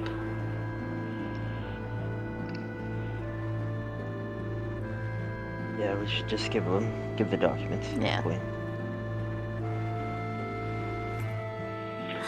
Now, did you want to Any- dig back down the well? For the benefit of not needing to breathe. So. Yeah, but they threw corpses down there. I mean, Yeah, it's Infinity Plus. Yeah, It's you'll Infinity be- Plus damage. you'll be subject to diseases. Any information as to what they wanted with the cursed guy? We need to take his body. Unfortunately, there is no record that you could see. But if you would like, you can do an investigation check. Kind of work your way through the papers, the desk, that kind of thing. I will do so. Do it with advantage, because I'm assuming people might be assisting you. Okay. Yeah, so as you kind of are narrowing your gaze, trying to figure out what is what. Trying to figure out why isn't this working out? It's not adding up. You kind of rifle through the papers and the scrolls yet again. Still not getting what you are after. All the while kind of like staring around the room, sort of looking from place to place. Finally, looking over at the bed, you notice the mattress is slightly higher in one spot, and you go and you find that there is a small scroll case. Inside, do you open it? Of course. Okay. You blow yourself up. Inside, there is a letter. You can tell by the type of scroll case that it is definitely made for travel. And you can see that there are instructions here. And basically, the letter says, Lutheria, Lady of Dreams. This is the second time you see somebody that actually wrote a fucking letter to their god. It's like My Little Pony fucking sending letters to Celestia or whatever. But I mean, it's that's how they do here in Thylea. Yeah. Sorry. Lutheria, Lady of Dreams. The surviving thief has found his way to us. The curse lingers. He begged the enemy for death. It was granted, and then refused by you. Please, let us know what to do with this foul creature.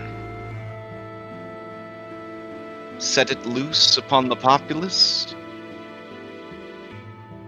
or send it to the underworld that you might deal with it personally.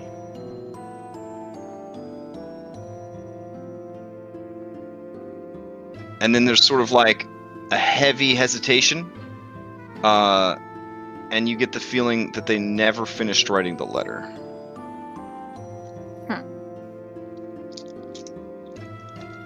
You also don't know who delivers this shit. You kind of look over at Anastasia, like, because, sirens deliver the mail.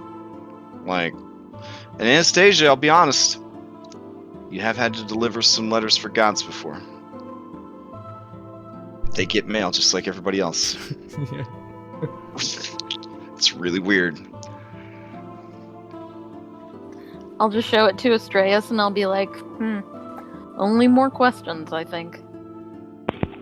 I'm going to thank Hypatia for her thorough searching and finding this. And, yeah, I'm going to insist we take the body with us when we leave. I need to rest a day. And so I can cast a spell to try to communicate with... well, the corpse at Alice? least. Oh.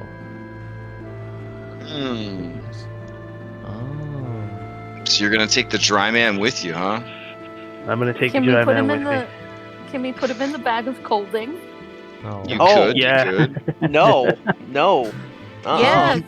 Not in my bag. Are you kidding me? How else are we gonna get him out of here? Put it in a box. I don't fucking care. Like.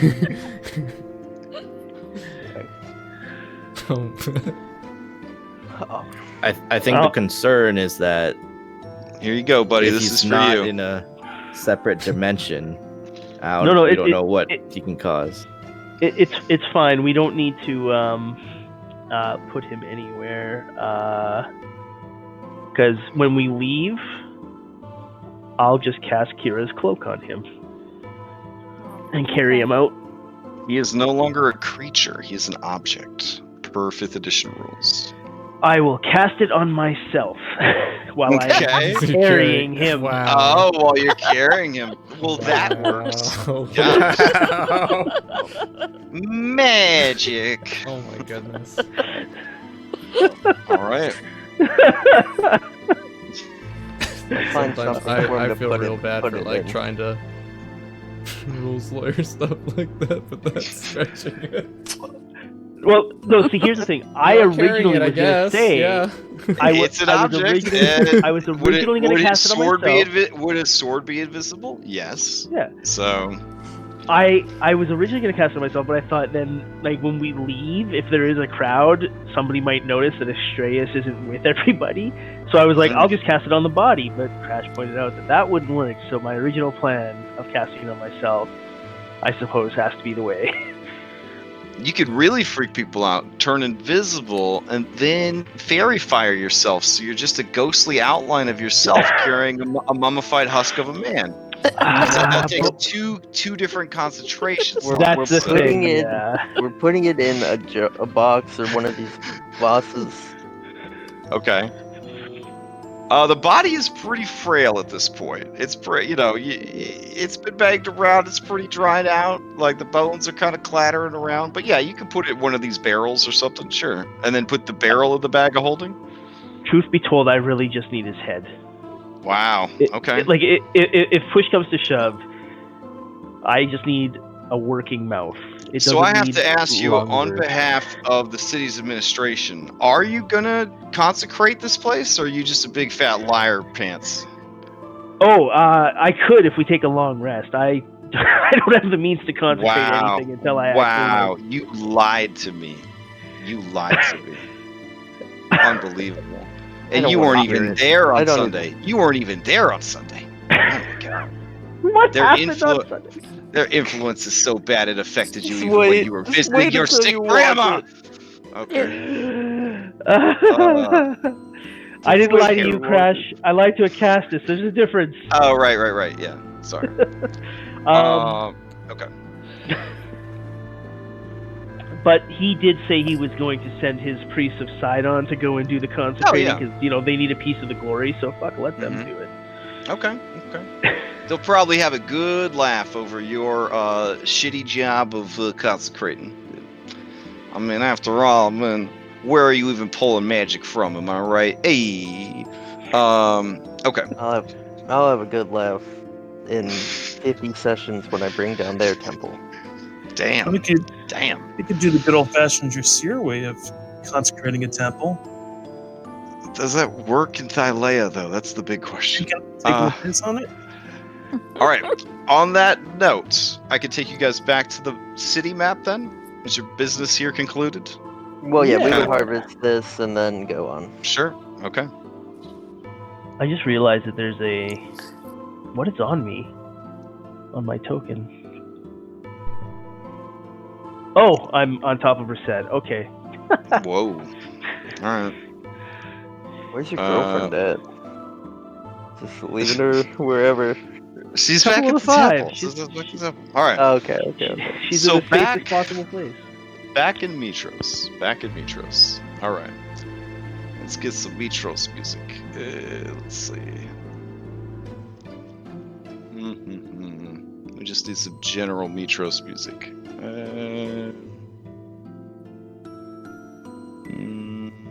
I'll find something.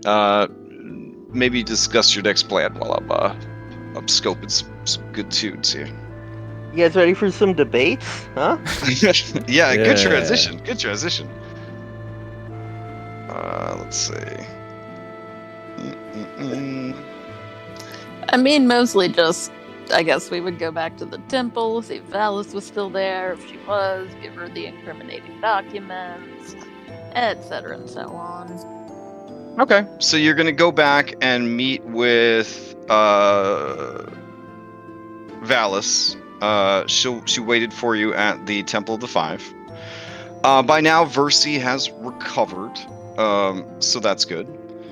And man, what is next? Let's see. Okay.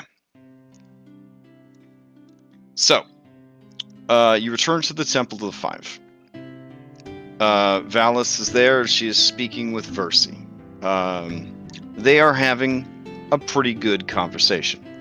As you approach, she looks over at all of you, and when she locks eyes with Astraeus for just a moment, you see a blush come over her face, and then you hear a peal of laughter from Versi, the Oracle. All right. Versi, her strength recovered a bit, rushes forward to embrace her man. You know, when you kidnap a dude, keep him in your basement for centuries, he's your dude. Yeah, so she run over, she give you big, wet fish kisses all over your face. She has sort of wrapped something around her forehead to hide her third eye, and seems to be a lot more lively and less, unconscious. And she kind of pulls away from the kiss, grabs you with her adorable webbed hands, and just kind of squishes your cheeks, and then she just does a full inspection, make sure everybody is okay, and then sort of looks over at the rest of the group and nods at all of you. Her gaze lingers on Talus. She'll never forget what happened. So, all right. So Valis sees that you've returned and says, I hear it was quite the spectacle. And then there was a parade. A parade after children were revealed to be dead. I'm sure that lifted the spirits of the townspeople.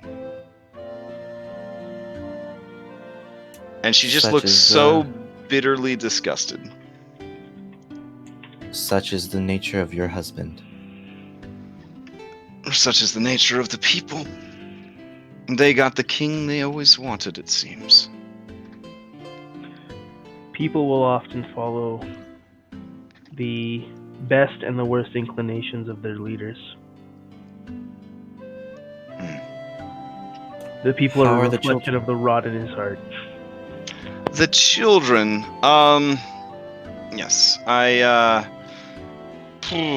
had them taken to the palace. They are being fed. They are with Kira. She has a way with children, so I thought it would be best to be in the presence of someone who could perhaps bring some joy to their sorrow. Oh, I can't wait to see that. She kind of makes a confused face. She says, she is very good with children. I mean, not her own, but with other people's children. So. She has kids? Oh. Yes? I mean, you've met her. I mean, she's, she loves freely. And sometimes irresponsibly. I understand that all very well, but never mentioned them. Well, it's, her,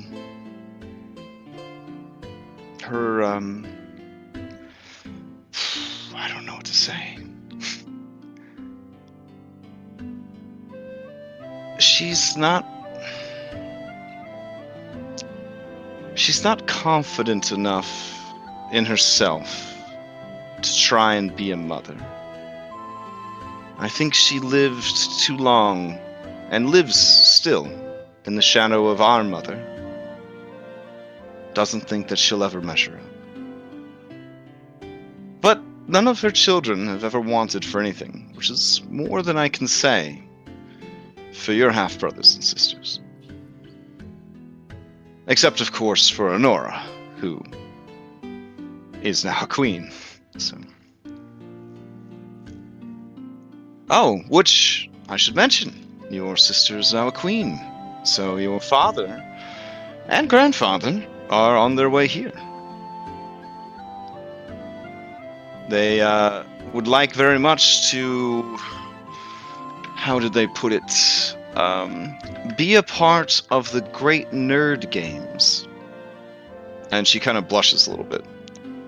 And she says, the Great Debates, they are not the Great Nerd Games, are happening soon. And I know that you have a great many things that call upon you, but... And she kind of looks to Hypatia at this point, and then to Reset, and she says, it would mean a great deal to me if you could attend.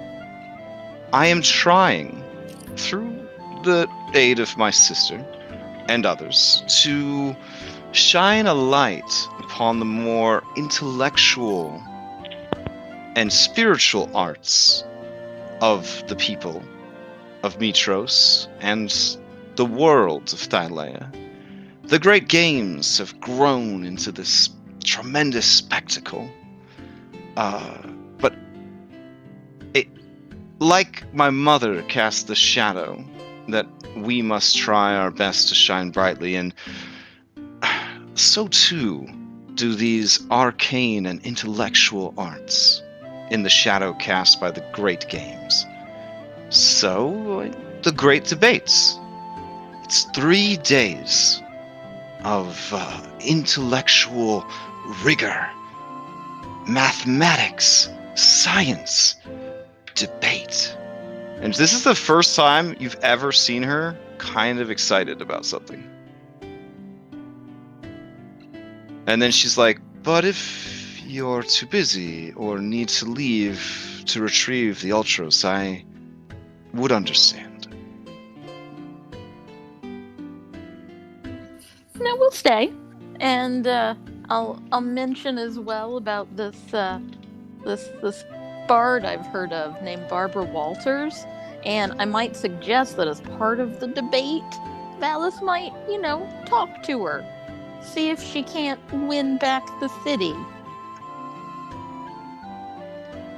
Are you suggesting I challenge my husband to a debate? Well, that would be fun. I'm in favor of anything that annoys your husband.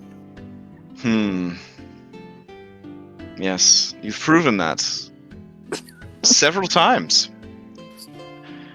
I must say that your arrival has uplifted my heart. I understand why Kira loves you all so much.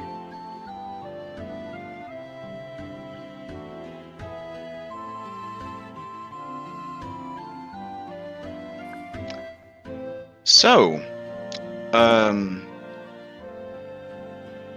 no. Oh no.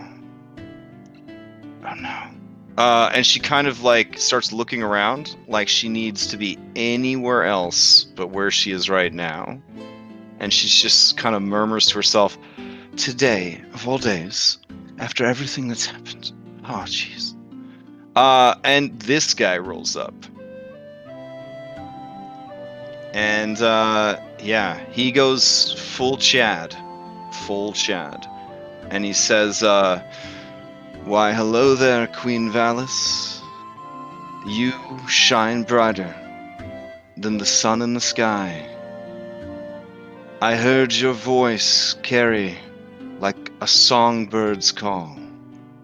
I had to come and see you, and yet again pledge my love and make my offer.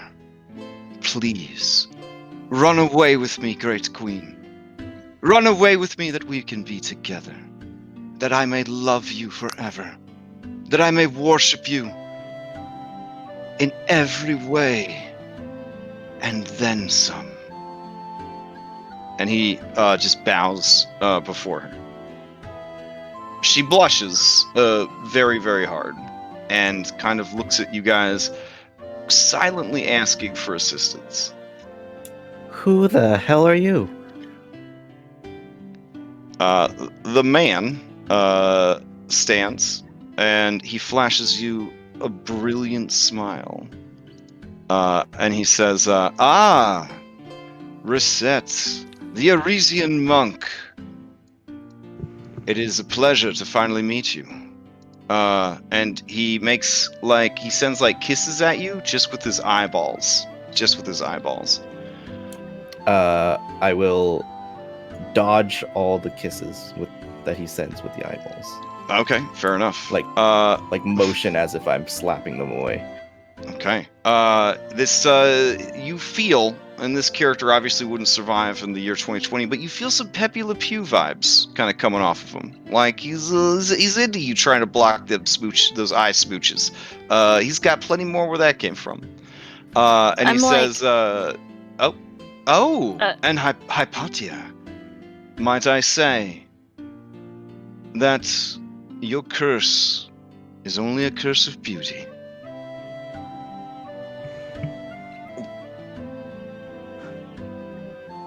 My God. There we go. This guy needs to meet Laureus. Oh, did you just say that? Holy crap! All right, hold on. He's got to make a Constitution save.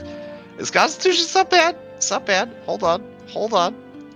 I got to double check. I didn't think anybody would attack this poor guy, so I didn't have his stats ready. Hold on. I'm just I mean, paralyzed. she's just yeah. I mean, it only turns to stone if it's I like. just needed him to shut up.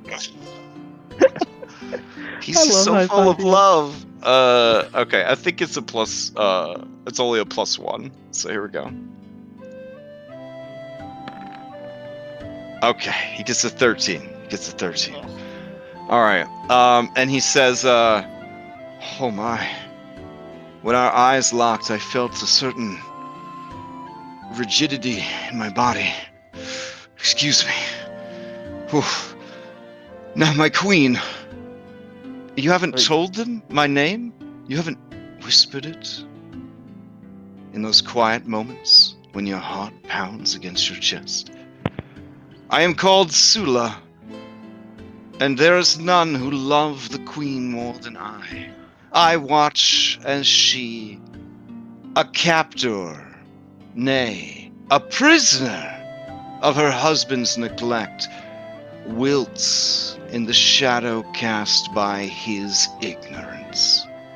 Each day I pray to her mother that she might find it in her heart to show her that I am truly the one meant for her, meant to love her.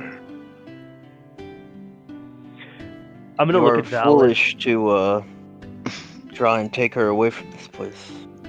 She has many duties. I'm gonna look at Valis and say, this man, he is harmless, just persistent? You have made the correct summation. He is a very sweet man, but he... How large is the room we're in? Oh, you're in a courtyard outside. Yeah, you're hanging out by the 5 pillars, the statues. There's the one of Kyra dabbing just slightly off to the side. Yeah. Awesome. I'm gonna do this to him. Okay. He falls asleep. And I'm gonna. But doesn't if I your hear the magic Amazon come from Valis though? All right. As he falls asleep, you have 1 minute while he's asleep, and she says, "Yes. So while he's asleep, I will quickly try to fill you in on my situation.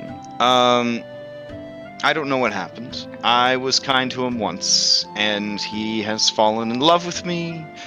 And maybe I have felt lonely, and I let him praise me and sing to me and write songs about me, and etc., etc. And now things have gotten a bit out of hand, and I cannot find a way to let him down without breaking his heart, and he has been, for me, a great comfort in a lonely and difficult time, but I cannot be what he needs me to be."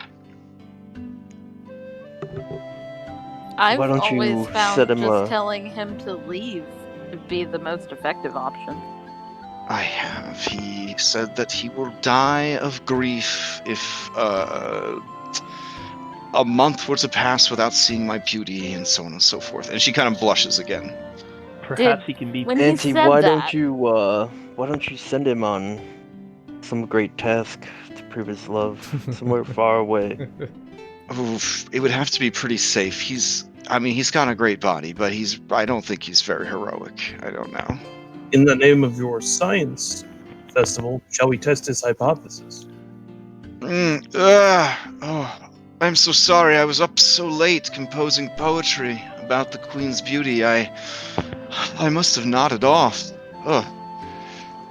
Oh, Astraeus, the great. Oh, and like that's when he sees Anastasia.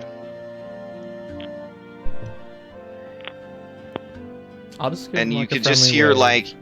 you hear Dream Woman start playing in the background as he looks over at you, and you see the heart bubbles slowly drifting away from the Queen, and they start drifting over towards Anastasia.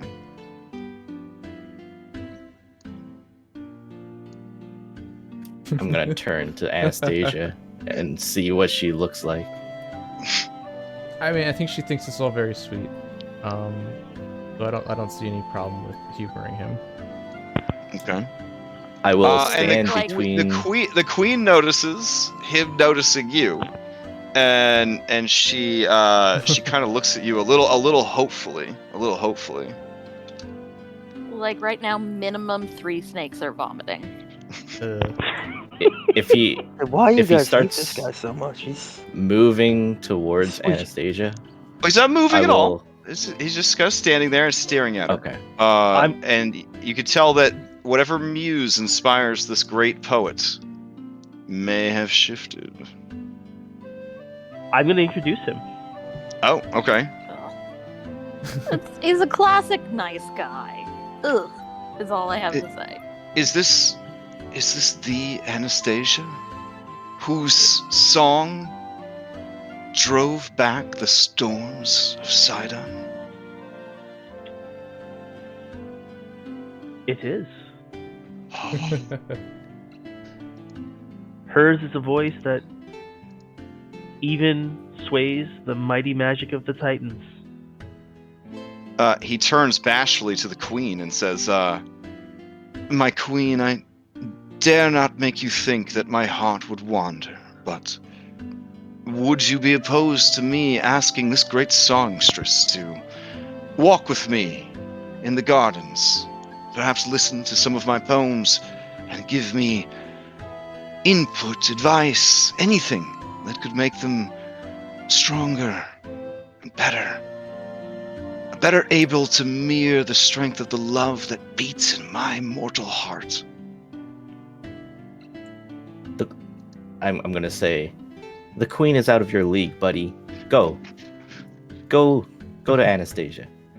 He chuckles, and he says, Versette, it is nothing personal. I just, it's not even that you're a Resian. But I feel that someone like you is not really qualified to know what level anyone would be on as far as romance is concerned. I mean, you have heard the bard Kyra's melody, the Spinster of Arisia? She just nods her head and activates patient defense. Are you actually spelling key points? Do you?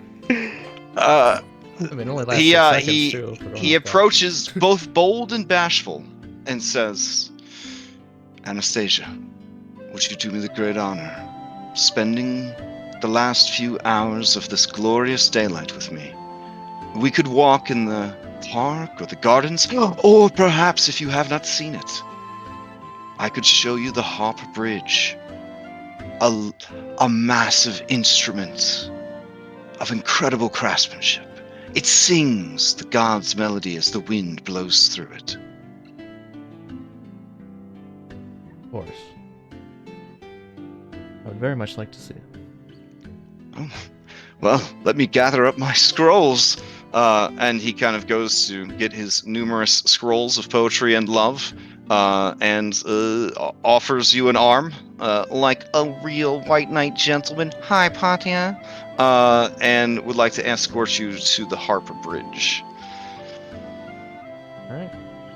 All right, you see massive anime relief bubble appear above Valus's head. You get 2 green + marks in the faction mark, and she mouths the words "thank you" as you lead him away. This is center a glance. You owe me one. All right. So, yeah. Does anybody interfere on this lovely meeting of the minds between 2 great performers? Nope. Not at all. No, okay. let's just blossom into some wonderful duet. Only if she asks us to interject. I think it'd be amazing if you guys snuck. Like Phil sneaking. Make sure everything's okay. Yeah, I'll take Glorious, and I'll tail But her. then like Kronk from Emperor's New Groove, just like sneaking. Yeah. All right, let's see. The Harp Bridge. I think you guys saw it off in the distance when you came in, but the Harp Bridge is actually pretty damn impressive as far as mortal craftsmanship goes. It is. Let's see. It is the favored hangout spot of sirens and siren, adjacent people, right? People that are really into sirens. This stone bridge is suspended from cascading rays of bright copper wire. When the wind catches the wire, it produces concordant harp-like melodies. The songs are joined by a chorus of beautiful voices from nearby. On average, there is normally about 20 sirens, give or take, who hang out. They live in very tall apartment-type buildings. Not too tall, because, it's like ancient Greece kind of thing. But, yeah, they live as close to the bridge as they can because they love singing together. Their collective mood fluctuates from one day to the next. On this particular day, they are sorrowful, for they have already heard of the great tragedy that has occurred at the Temple of Lutheria. Someone that they are not a fan of to begin with. But their sadness at the death has overwhelmed their joy at the temple's condemnation. Seeing you and handsome mortal approach, they are excited to see you. You are an oddity, being a siren with no flock to call your own. An orphan, no parents, and no family. This is unheard of in siren culture. And you are a great hero as well, and have met with kings and queens. So they are all eager to speak with you and hear your stories. And they would like you to sort of, walk them through some of your greatest hits. What are the 3 greatest hits of Anastasia? Songs that I've sung? Probably. Just the greatest deeds that you've accomplished. Yeah. You, the flockless one, are repping all of siren kind out there on the field. So they want to know what you consider the top 3 things that you've accomplished as a chosen of the Oracle. Probably shyly. This boy Sula is listening to every word, rapt attention. Probably that time I tricked them to sacrifice the cows instead. I feel like that was probably one of the better ones. I don't.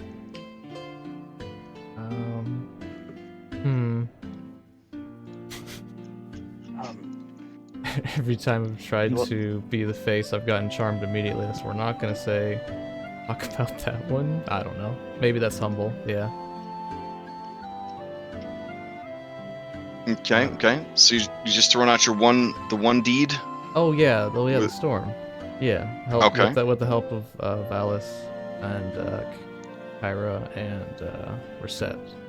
Driving back to Sidon's storm, that was probably... Alright. Yeah, when I smoked the boar of Sidon.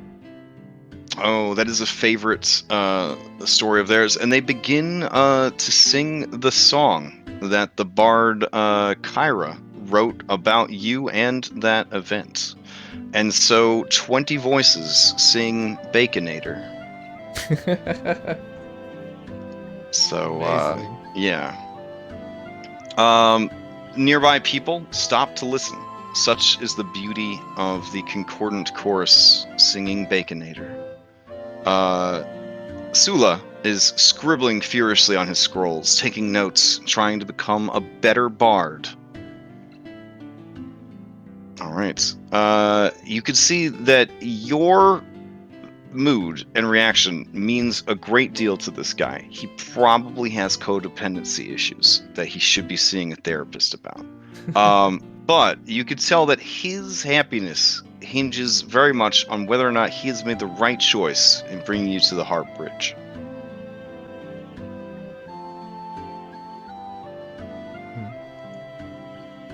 Okay. Yeah, definitely hang out with all the sirens and him on the bridge and enjoy the The sirens would keep you as long as they could, long after the sun has set. Listening to your tales, singing songs, sharing stories, and offering comfort to you, because they know that it must be hard to live without a flock of your own. Each of them in turn assures you that your great deeds, courage, beauty, and talent, you should consider yourself a member of each of their flocks, since you do not have one of your own. That would mean so much to her, yeah. I'll stay with them probably overnight if that's... Sure. Oh yeah. The siren who owns the largest apartments, the postmistress, she invites everybody over to her house, and they have wild party. It is amazing. This would normally be the time when Philippocles would somehow pair the word siren with orgy. I'm not sure how he would manage it this time. Okay, fair enough. That's the best I got. It's a hard one. It sounds like they'd be hooking up with robots. It sounds like a little bit size. Yeah, that's a tough one. Tough one. I'll work on it. Okay. Regardless, it is a very good time. The mood shifts from sadness to joy as they extol the many great deeds of the hero of their people. Not often represented as heroes, because the sirens, often sort of just kind of do their own thing, remain neutral. They kind of get viewed like France a little bit sometimes, like in that the natives don't like that they wouldn't get involved on the side of the natives during the war, and the settlers feel like that they're natives, so they could never truly be trusted. You know what I'm saying? They kind of have to live between those two different worlds. But here, it is just an amazing and comfortable time where you sort of soak in the culture of your people, and being away from the family that no one will acknowledge and no one can remember for so long, that loneliness is finally getting like a salve applied to it. And it's one of those things that you don't really know you're hungry till you start eating. You know what I mean? And so, yeah, it's very hard to leave, when all's said and done. Sula, for his part, is an absolute gentleman and a total good guy, Hypatia.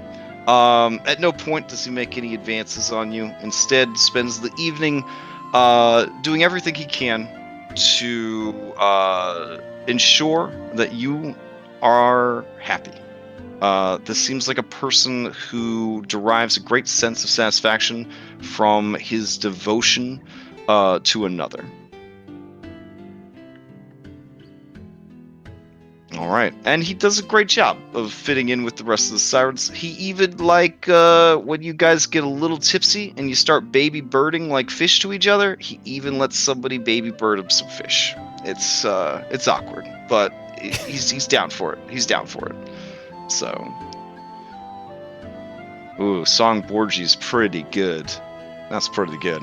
All right, so everyone else, as the night kind of settles in, you guys are of course welcome to stay at the palace.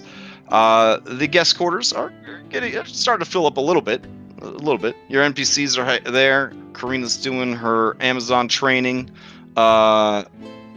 This kid has explained her father's financial status to everyone in the palace that will listen to her. So everybody knows this man's business even after he's dead. It's kind of sad. This girl, she demands to be trained by the Amazons, and such is the force of will coming off of this child that they agree. And she begins training alongside Karina. Karina looks a little miffed, like, man, I wish I had that kind of guts when I was 10 years old, instead of having to wait until I was in my teens. The rest of the children are still very sad and conflicted. They kind of just sort of clump together, and they view every adult with suspicion. Yeah, I would show the gentler side of Philippocles, tell him some stories and try to just talk to him and spend time with him through the night until they all fall asleep. I'm gonna be honest. This kid is a fervent worshiper of Sidon. He is gonna drop the Sidon bombs every once in a while. Are you able to live with that, or are you gonna hit this kid upside the head? I'm not gonna hit the kid. All right. Talk Fair about enough. The greatness of my own family. And so Bullbug is not here because he's leading his friends and family to go move to Astoria, which is much more Minotaur friendly.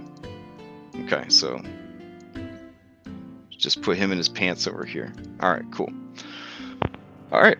Yeah, the kids love. Yeah, they want to. Yeah, they've heard stories. They've been locked up for like a week or so. So they didn't even know there was a big storm, because they were in a silent cell. So hearing about all these stories and these great heroics, they are down for it. It's like live action comic books for them. Also let them play with Philippa 3s. Oh, wow. Yeah, okay. So that's definitely helping their situation quite a bit. So, all right. Anyone else have any evening activities before you kind of call this long fucking day to a close?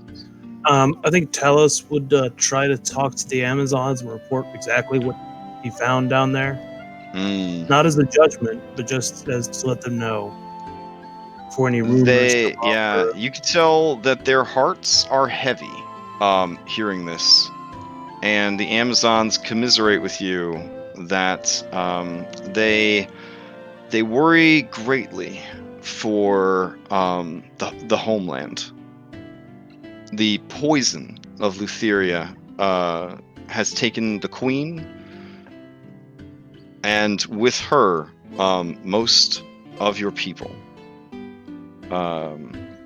Living here apart from the homeland, they were never kind of taken in, but they hear stories of the horrors that are being committed back home, and they are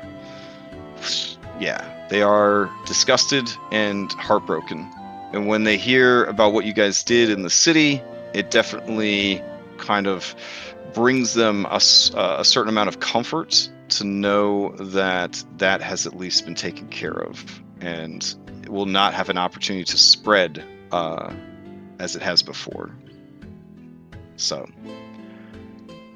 but yeah, listening to them reminisce about the island of Themis, the homeland of the Amazons, it does occur to you that you never really got to see much of it.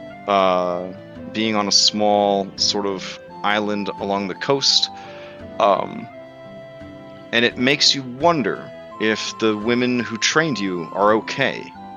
Hearing about the worship of Lutheria, and now a more worldly robot realizing what a terrible being she must be. Before, you were simply told to be cautious of her, and that was all they would say. But now, experiencing it for yourself, I don't know how that would affect Talus moving forward. But yeah, the people who saved you and trained you and gave you this new life that is yours and no one else's, with no expectations of anything in return, they are being ruled right now by a queen who is devout of Lutheria. Definitely have concerns about having to come to battle with them at some point. The way things are progressing. Yeah. And there is also talk that it is a shame there are no rhinoceri in Mitros, because how can Karina complete her training as an Amazon if she has not been taught to ride a rhinoceros? And then they look to you and ask, were you ever trained to ride a rhinoceros? The chosen mount of Amazons. I'll let them know because of the island I was on, it was not available. They nod sagely and say, they say that you have one last labor, the great and mighty ship, Ultros. With this ship, you can defy even Sidon storms and travel to Themis. Perhaps you, Talus, could deliver them from evil, as you and your allies delivered the city of Mitros. If I am able, I will definitely do so. Before you embark with the Ultros, visit us again, and we will give you the star coordinates so that you might find your way to Themis. Thank you. All right. So, anyone else have any evening activities before we go into the next day? I would find Enyo. Okay. The little girl. And Sure, just kind of show her around the palace, sort of. Okay. I guess I'll just kind of like make sure she's all right. Like introduce her to random people. Take her to Kyra.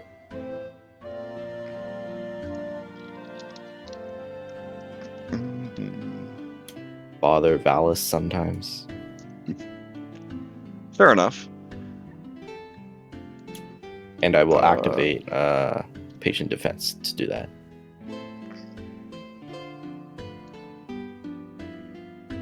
All right.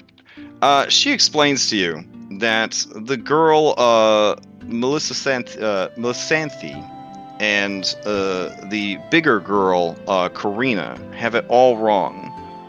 That fighting with weapons is no good.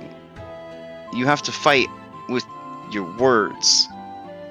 Her pater told her that words will always hurt people the most. Well, Enyo, would you like to join in the great debates coming up? She puffs up her chest proudly, strikes pose of great heroism, and says, I don't know what that is, but I am ready. It is a battle with your words. Then I will do so. My words are so strong that this lady, who the bard, Kyra, she was telling us stories earlier, and I told her that the last time she told me a story, she was a liar. She said that the Queen Valis looked like a monkey and a goat had had a baby. But she was wrong, because the Queen Valis was 10 times more beautiful even than she was. Her makeup started to fall from her eyes, and she ran away. You have a way with your words, Enyo. And I would love to have you in my corner. I'm not be in your corner. Even though you are from Odyssey, and my father told me you cannot trust anyone from Odyssey because they live a fake life. They pretend to not like money, but they secretly love the attention that the money would get them. They make up all sorts of weird games. He said they are what was the word that he said? They said they are actors, like in a play. They do not live a real life. Well, Enyo, one thing I've learned traveling around Thylea is that things are not always what people say they are. As you have just witnessed from the Bard's song, you do not know what is the truth until you see it with your own eyes.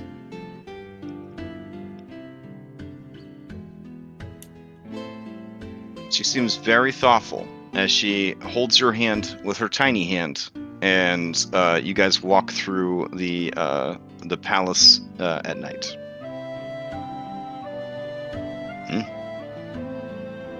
All right. I'm just gonna join Phil with telling stories, but I'm gonna bring Phil like a jug of chilled wine, and for the kids, basically like a pitcher of fruit juice with a little bit of wine poured in.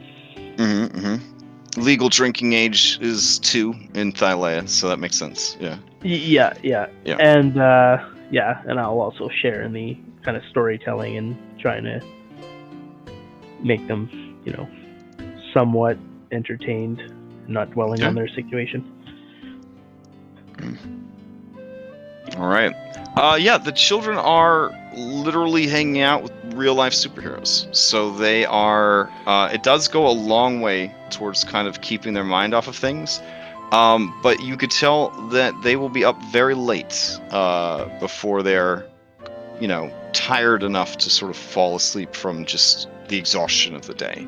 The lingering fear and trauma is definitely, going to be with them for a while. But, the two of you do look over at the door, and you see Kyra kind of watching from the doorway, and she just has a very pleased and warm smile on her face as she looks in at you guys and just kind of nods, and then just as quickly is not there.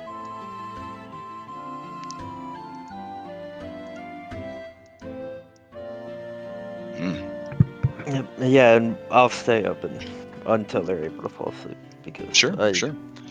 I know the fear of Lutheria. Yeah, that's a big concern. That's a big concern. Is the nightmares.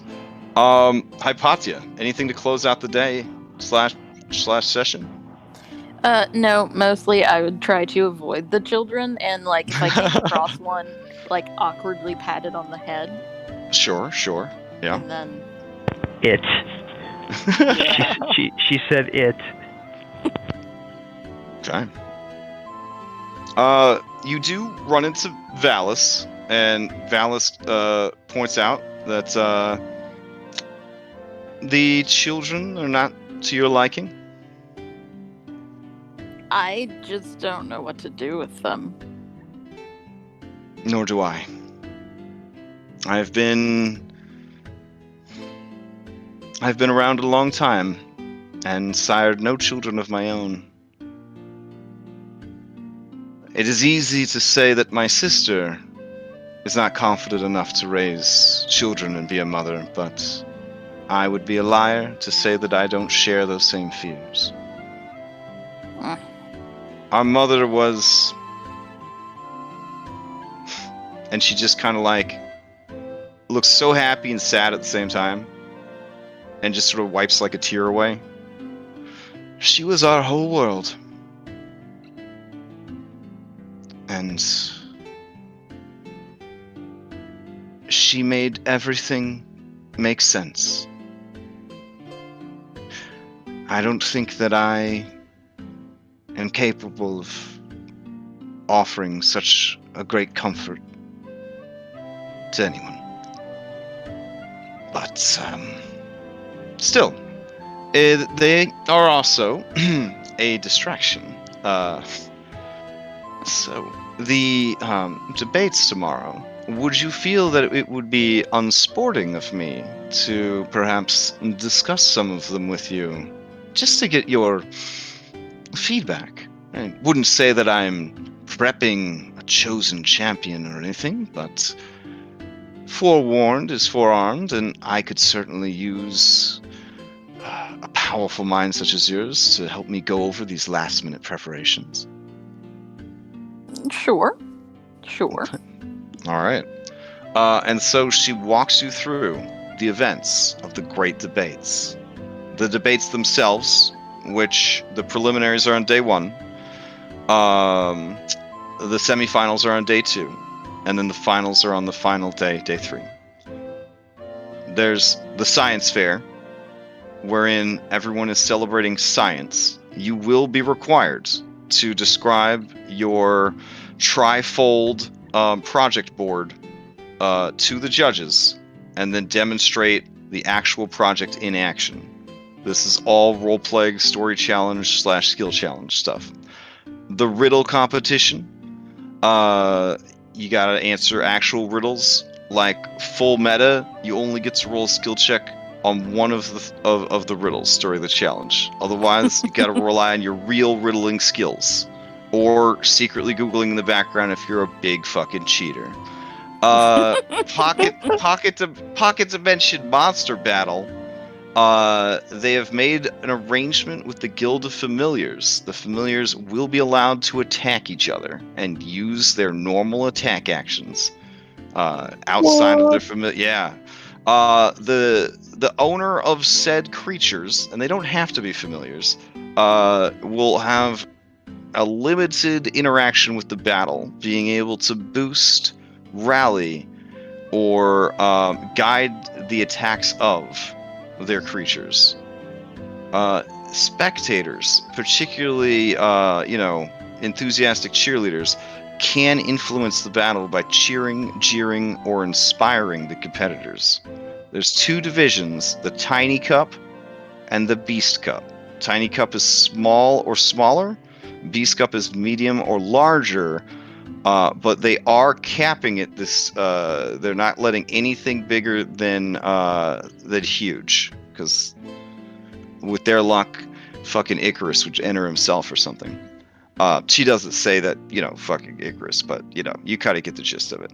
And then, of course, there's going to be the rare books and dealers room, which, if you're looking for rare books and scrolls dealers room. So if you're looking for, like, rare scrolls, high-end spell components that are normally a bit tricky to get a hold of, they have merchants from as far as Arisia and even some of the Lost Isles that are going to be showing up to do this. So this is your chance to get spells that might not normally be available. So there's that. Then there's the stage magic competition. She's a little sour on this one because, it's not real magic, but it can be. Basically, it's straight up like Las Vegas magic show. You just explain to everybody what your magic show is, role play it out, make a couple of skill challenges, hope you have the best magic show. Mathletes, none of us got time for real math, so it's just going to be a bunch of intelligence-based saving throws. But having taken part having watched my daughter do mathletes, I understand there's a lot more to it than math, so you can do other skill checks to kind of psych out your opponents and mess them up during the competition. The one she's most excited about is the Game of 20 Squares tournament, which takes place over all 3 days because the game takes that fucking long to play. The prize is going to be her favorite Game of 20 Squares set, and she's going to bless it before she gives it to the winner. and it's taking every ounce of willpower not to enter the competition. Kira told her that she should disguise herself and enter, but she's not going to do it. She's going to be one of the judges. And then finally, with a very sour note, she says, and in exchange for Kira's help, I did allow her to design one event all by herself.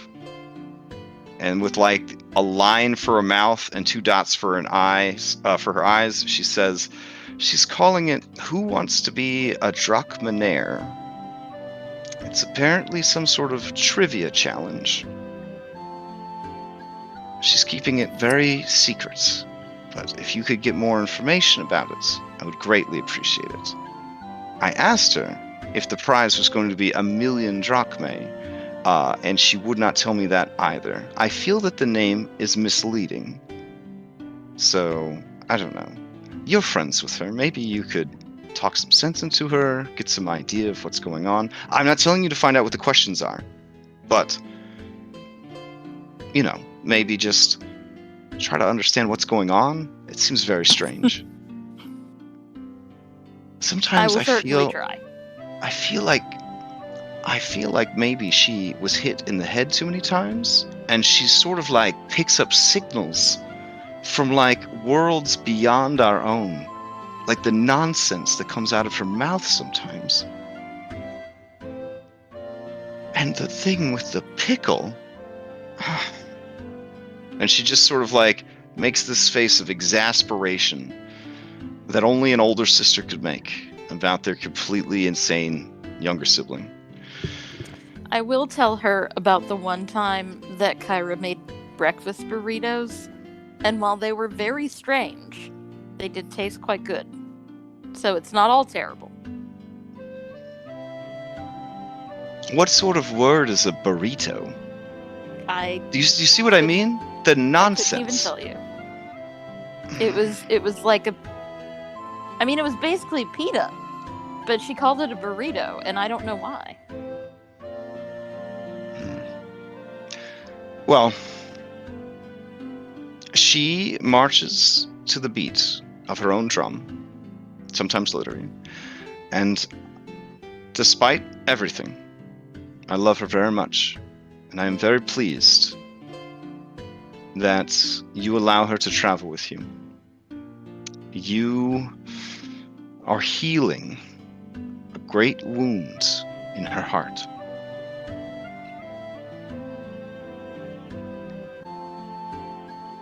Sometimes her jokes are funny, but you must promise me never to tell her that. Never. I will never.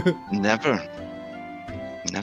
As a child, I would sometimes have to hide in my blanket fort and laugh, lest I give her the victory of seeing it. So. Yeah, been there. Well, here, and this is how I'm thinking about laying out this floor of the academy. And she kind of like shows you the blueprints, the layouts. There's Excel documents. There's fucking pie charts. It's very complicated. I'm into it. Yeah, for sure. So, and I guess we'll leave off there on like 2 days out from the Great Debates. It'll give you a day to sort of recuperate from these events. It'll give you a day to maybe help out with the setup or just relax, get a little downtime.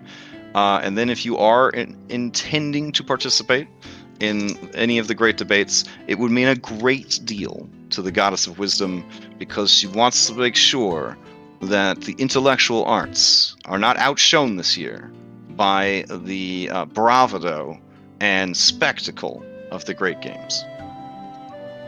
Spoiler, they still will be. They're absolutely fucking bananas. But still, she's going to try her best. I don't know. Maybe you guys could elevate it to a level they've never seen before. But we'll see. All right. On that note, the session has ended. So we will pick this up next week. Yeah. Anybody have any announcements or anything before we adjourn? Quick notice, I will not be able to be here next week. No, all the nerd games. Okay. It's good thing Talos is 8 intelligence, so he's not missing out. So. Oh, can I make you one of the judges of the science competition then, since you're a robot? You can make me All right, fair enough. Oh, are you going to be your own science project? That'd be pretty hype. So. Yeah, I'll just lay it on the table. It kind of feels like cheating a little bit, but sure. All right, we'll have Talos enter himself as a science fair project. That will be your participation. All right. Awesome. All right, cool. Okay, any other announcements then? Yes, no? All right, I can't even keep track anymore of all the games that are being run on our server, so we're got to figure out something. There's a channel called Games Postings. That's where games postings are. If you are looking for one-shots or games to play in, there's heck amounts of people trying to run games, and apparently you finally earned the respect and trust of these people, so they're asking you to play games with them. I told them, I said, these people are okay. It took this long for them to finally decide to ask you to play games with them. I don't know. I'm not running any more Extra Life after Wednesday until the actual Extra Life marathon on the 7th of November. I'm only running one marathon this year. I'm only taking 6 players, and I'm going to be selfish, so I'm going to choose 6 people that I could stand hanging out with for 24 hours. I'm sorry, that's so honest, but that's where I'm at. So if you are interested, please put in an application. It's not easy. Okay, sounds like it's easy to play Dungeons and Dragons for 24 hours straight. I'm telling you, it ain't easy. I don't know what you're talking about. It's pretty like. Last year we raised $1 bajillion. It felt like. I don't know if we're gonna be able to raise that much this year. We had 3 marathons last year. But it's not about how much money we raise. It's just raising money. Period. This year especially, hospitals are having a really rough time. I guess there's something going on that's making people sick. The Extra Life is there for the kids that were already sick, but also any new ones. And as somebody that was sick on and off through most of my life, staying in a hospital sucks. Getting out of the hospital as quickly as possible is great. So even if you don't think that you could participate, if you want to help spread the word and help with fundraising or run a shorter game, like a one-shot or something, to help with Extra Life, that would be amazing. Just hit me up in DMs and I'll get you information for that. So, and that's all my announcements, I think. So, hope everybody has a great evening and a great week. And if you need me for anything, just at me, because that's the best way to make sure I see the message. So, all right. Night, everybody. Have a good one. All right, good night. I guess.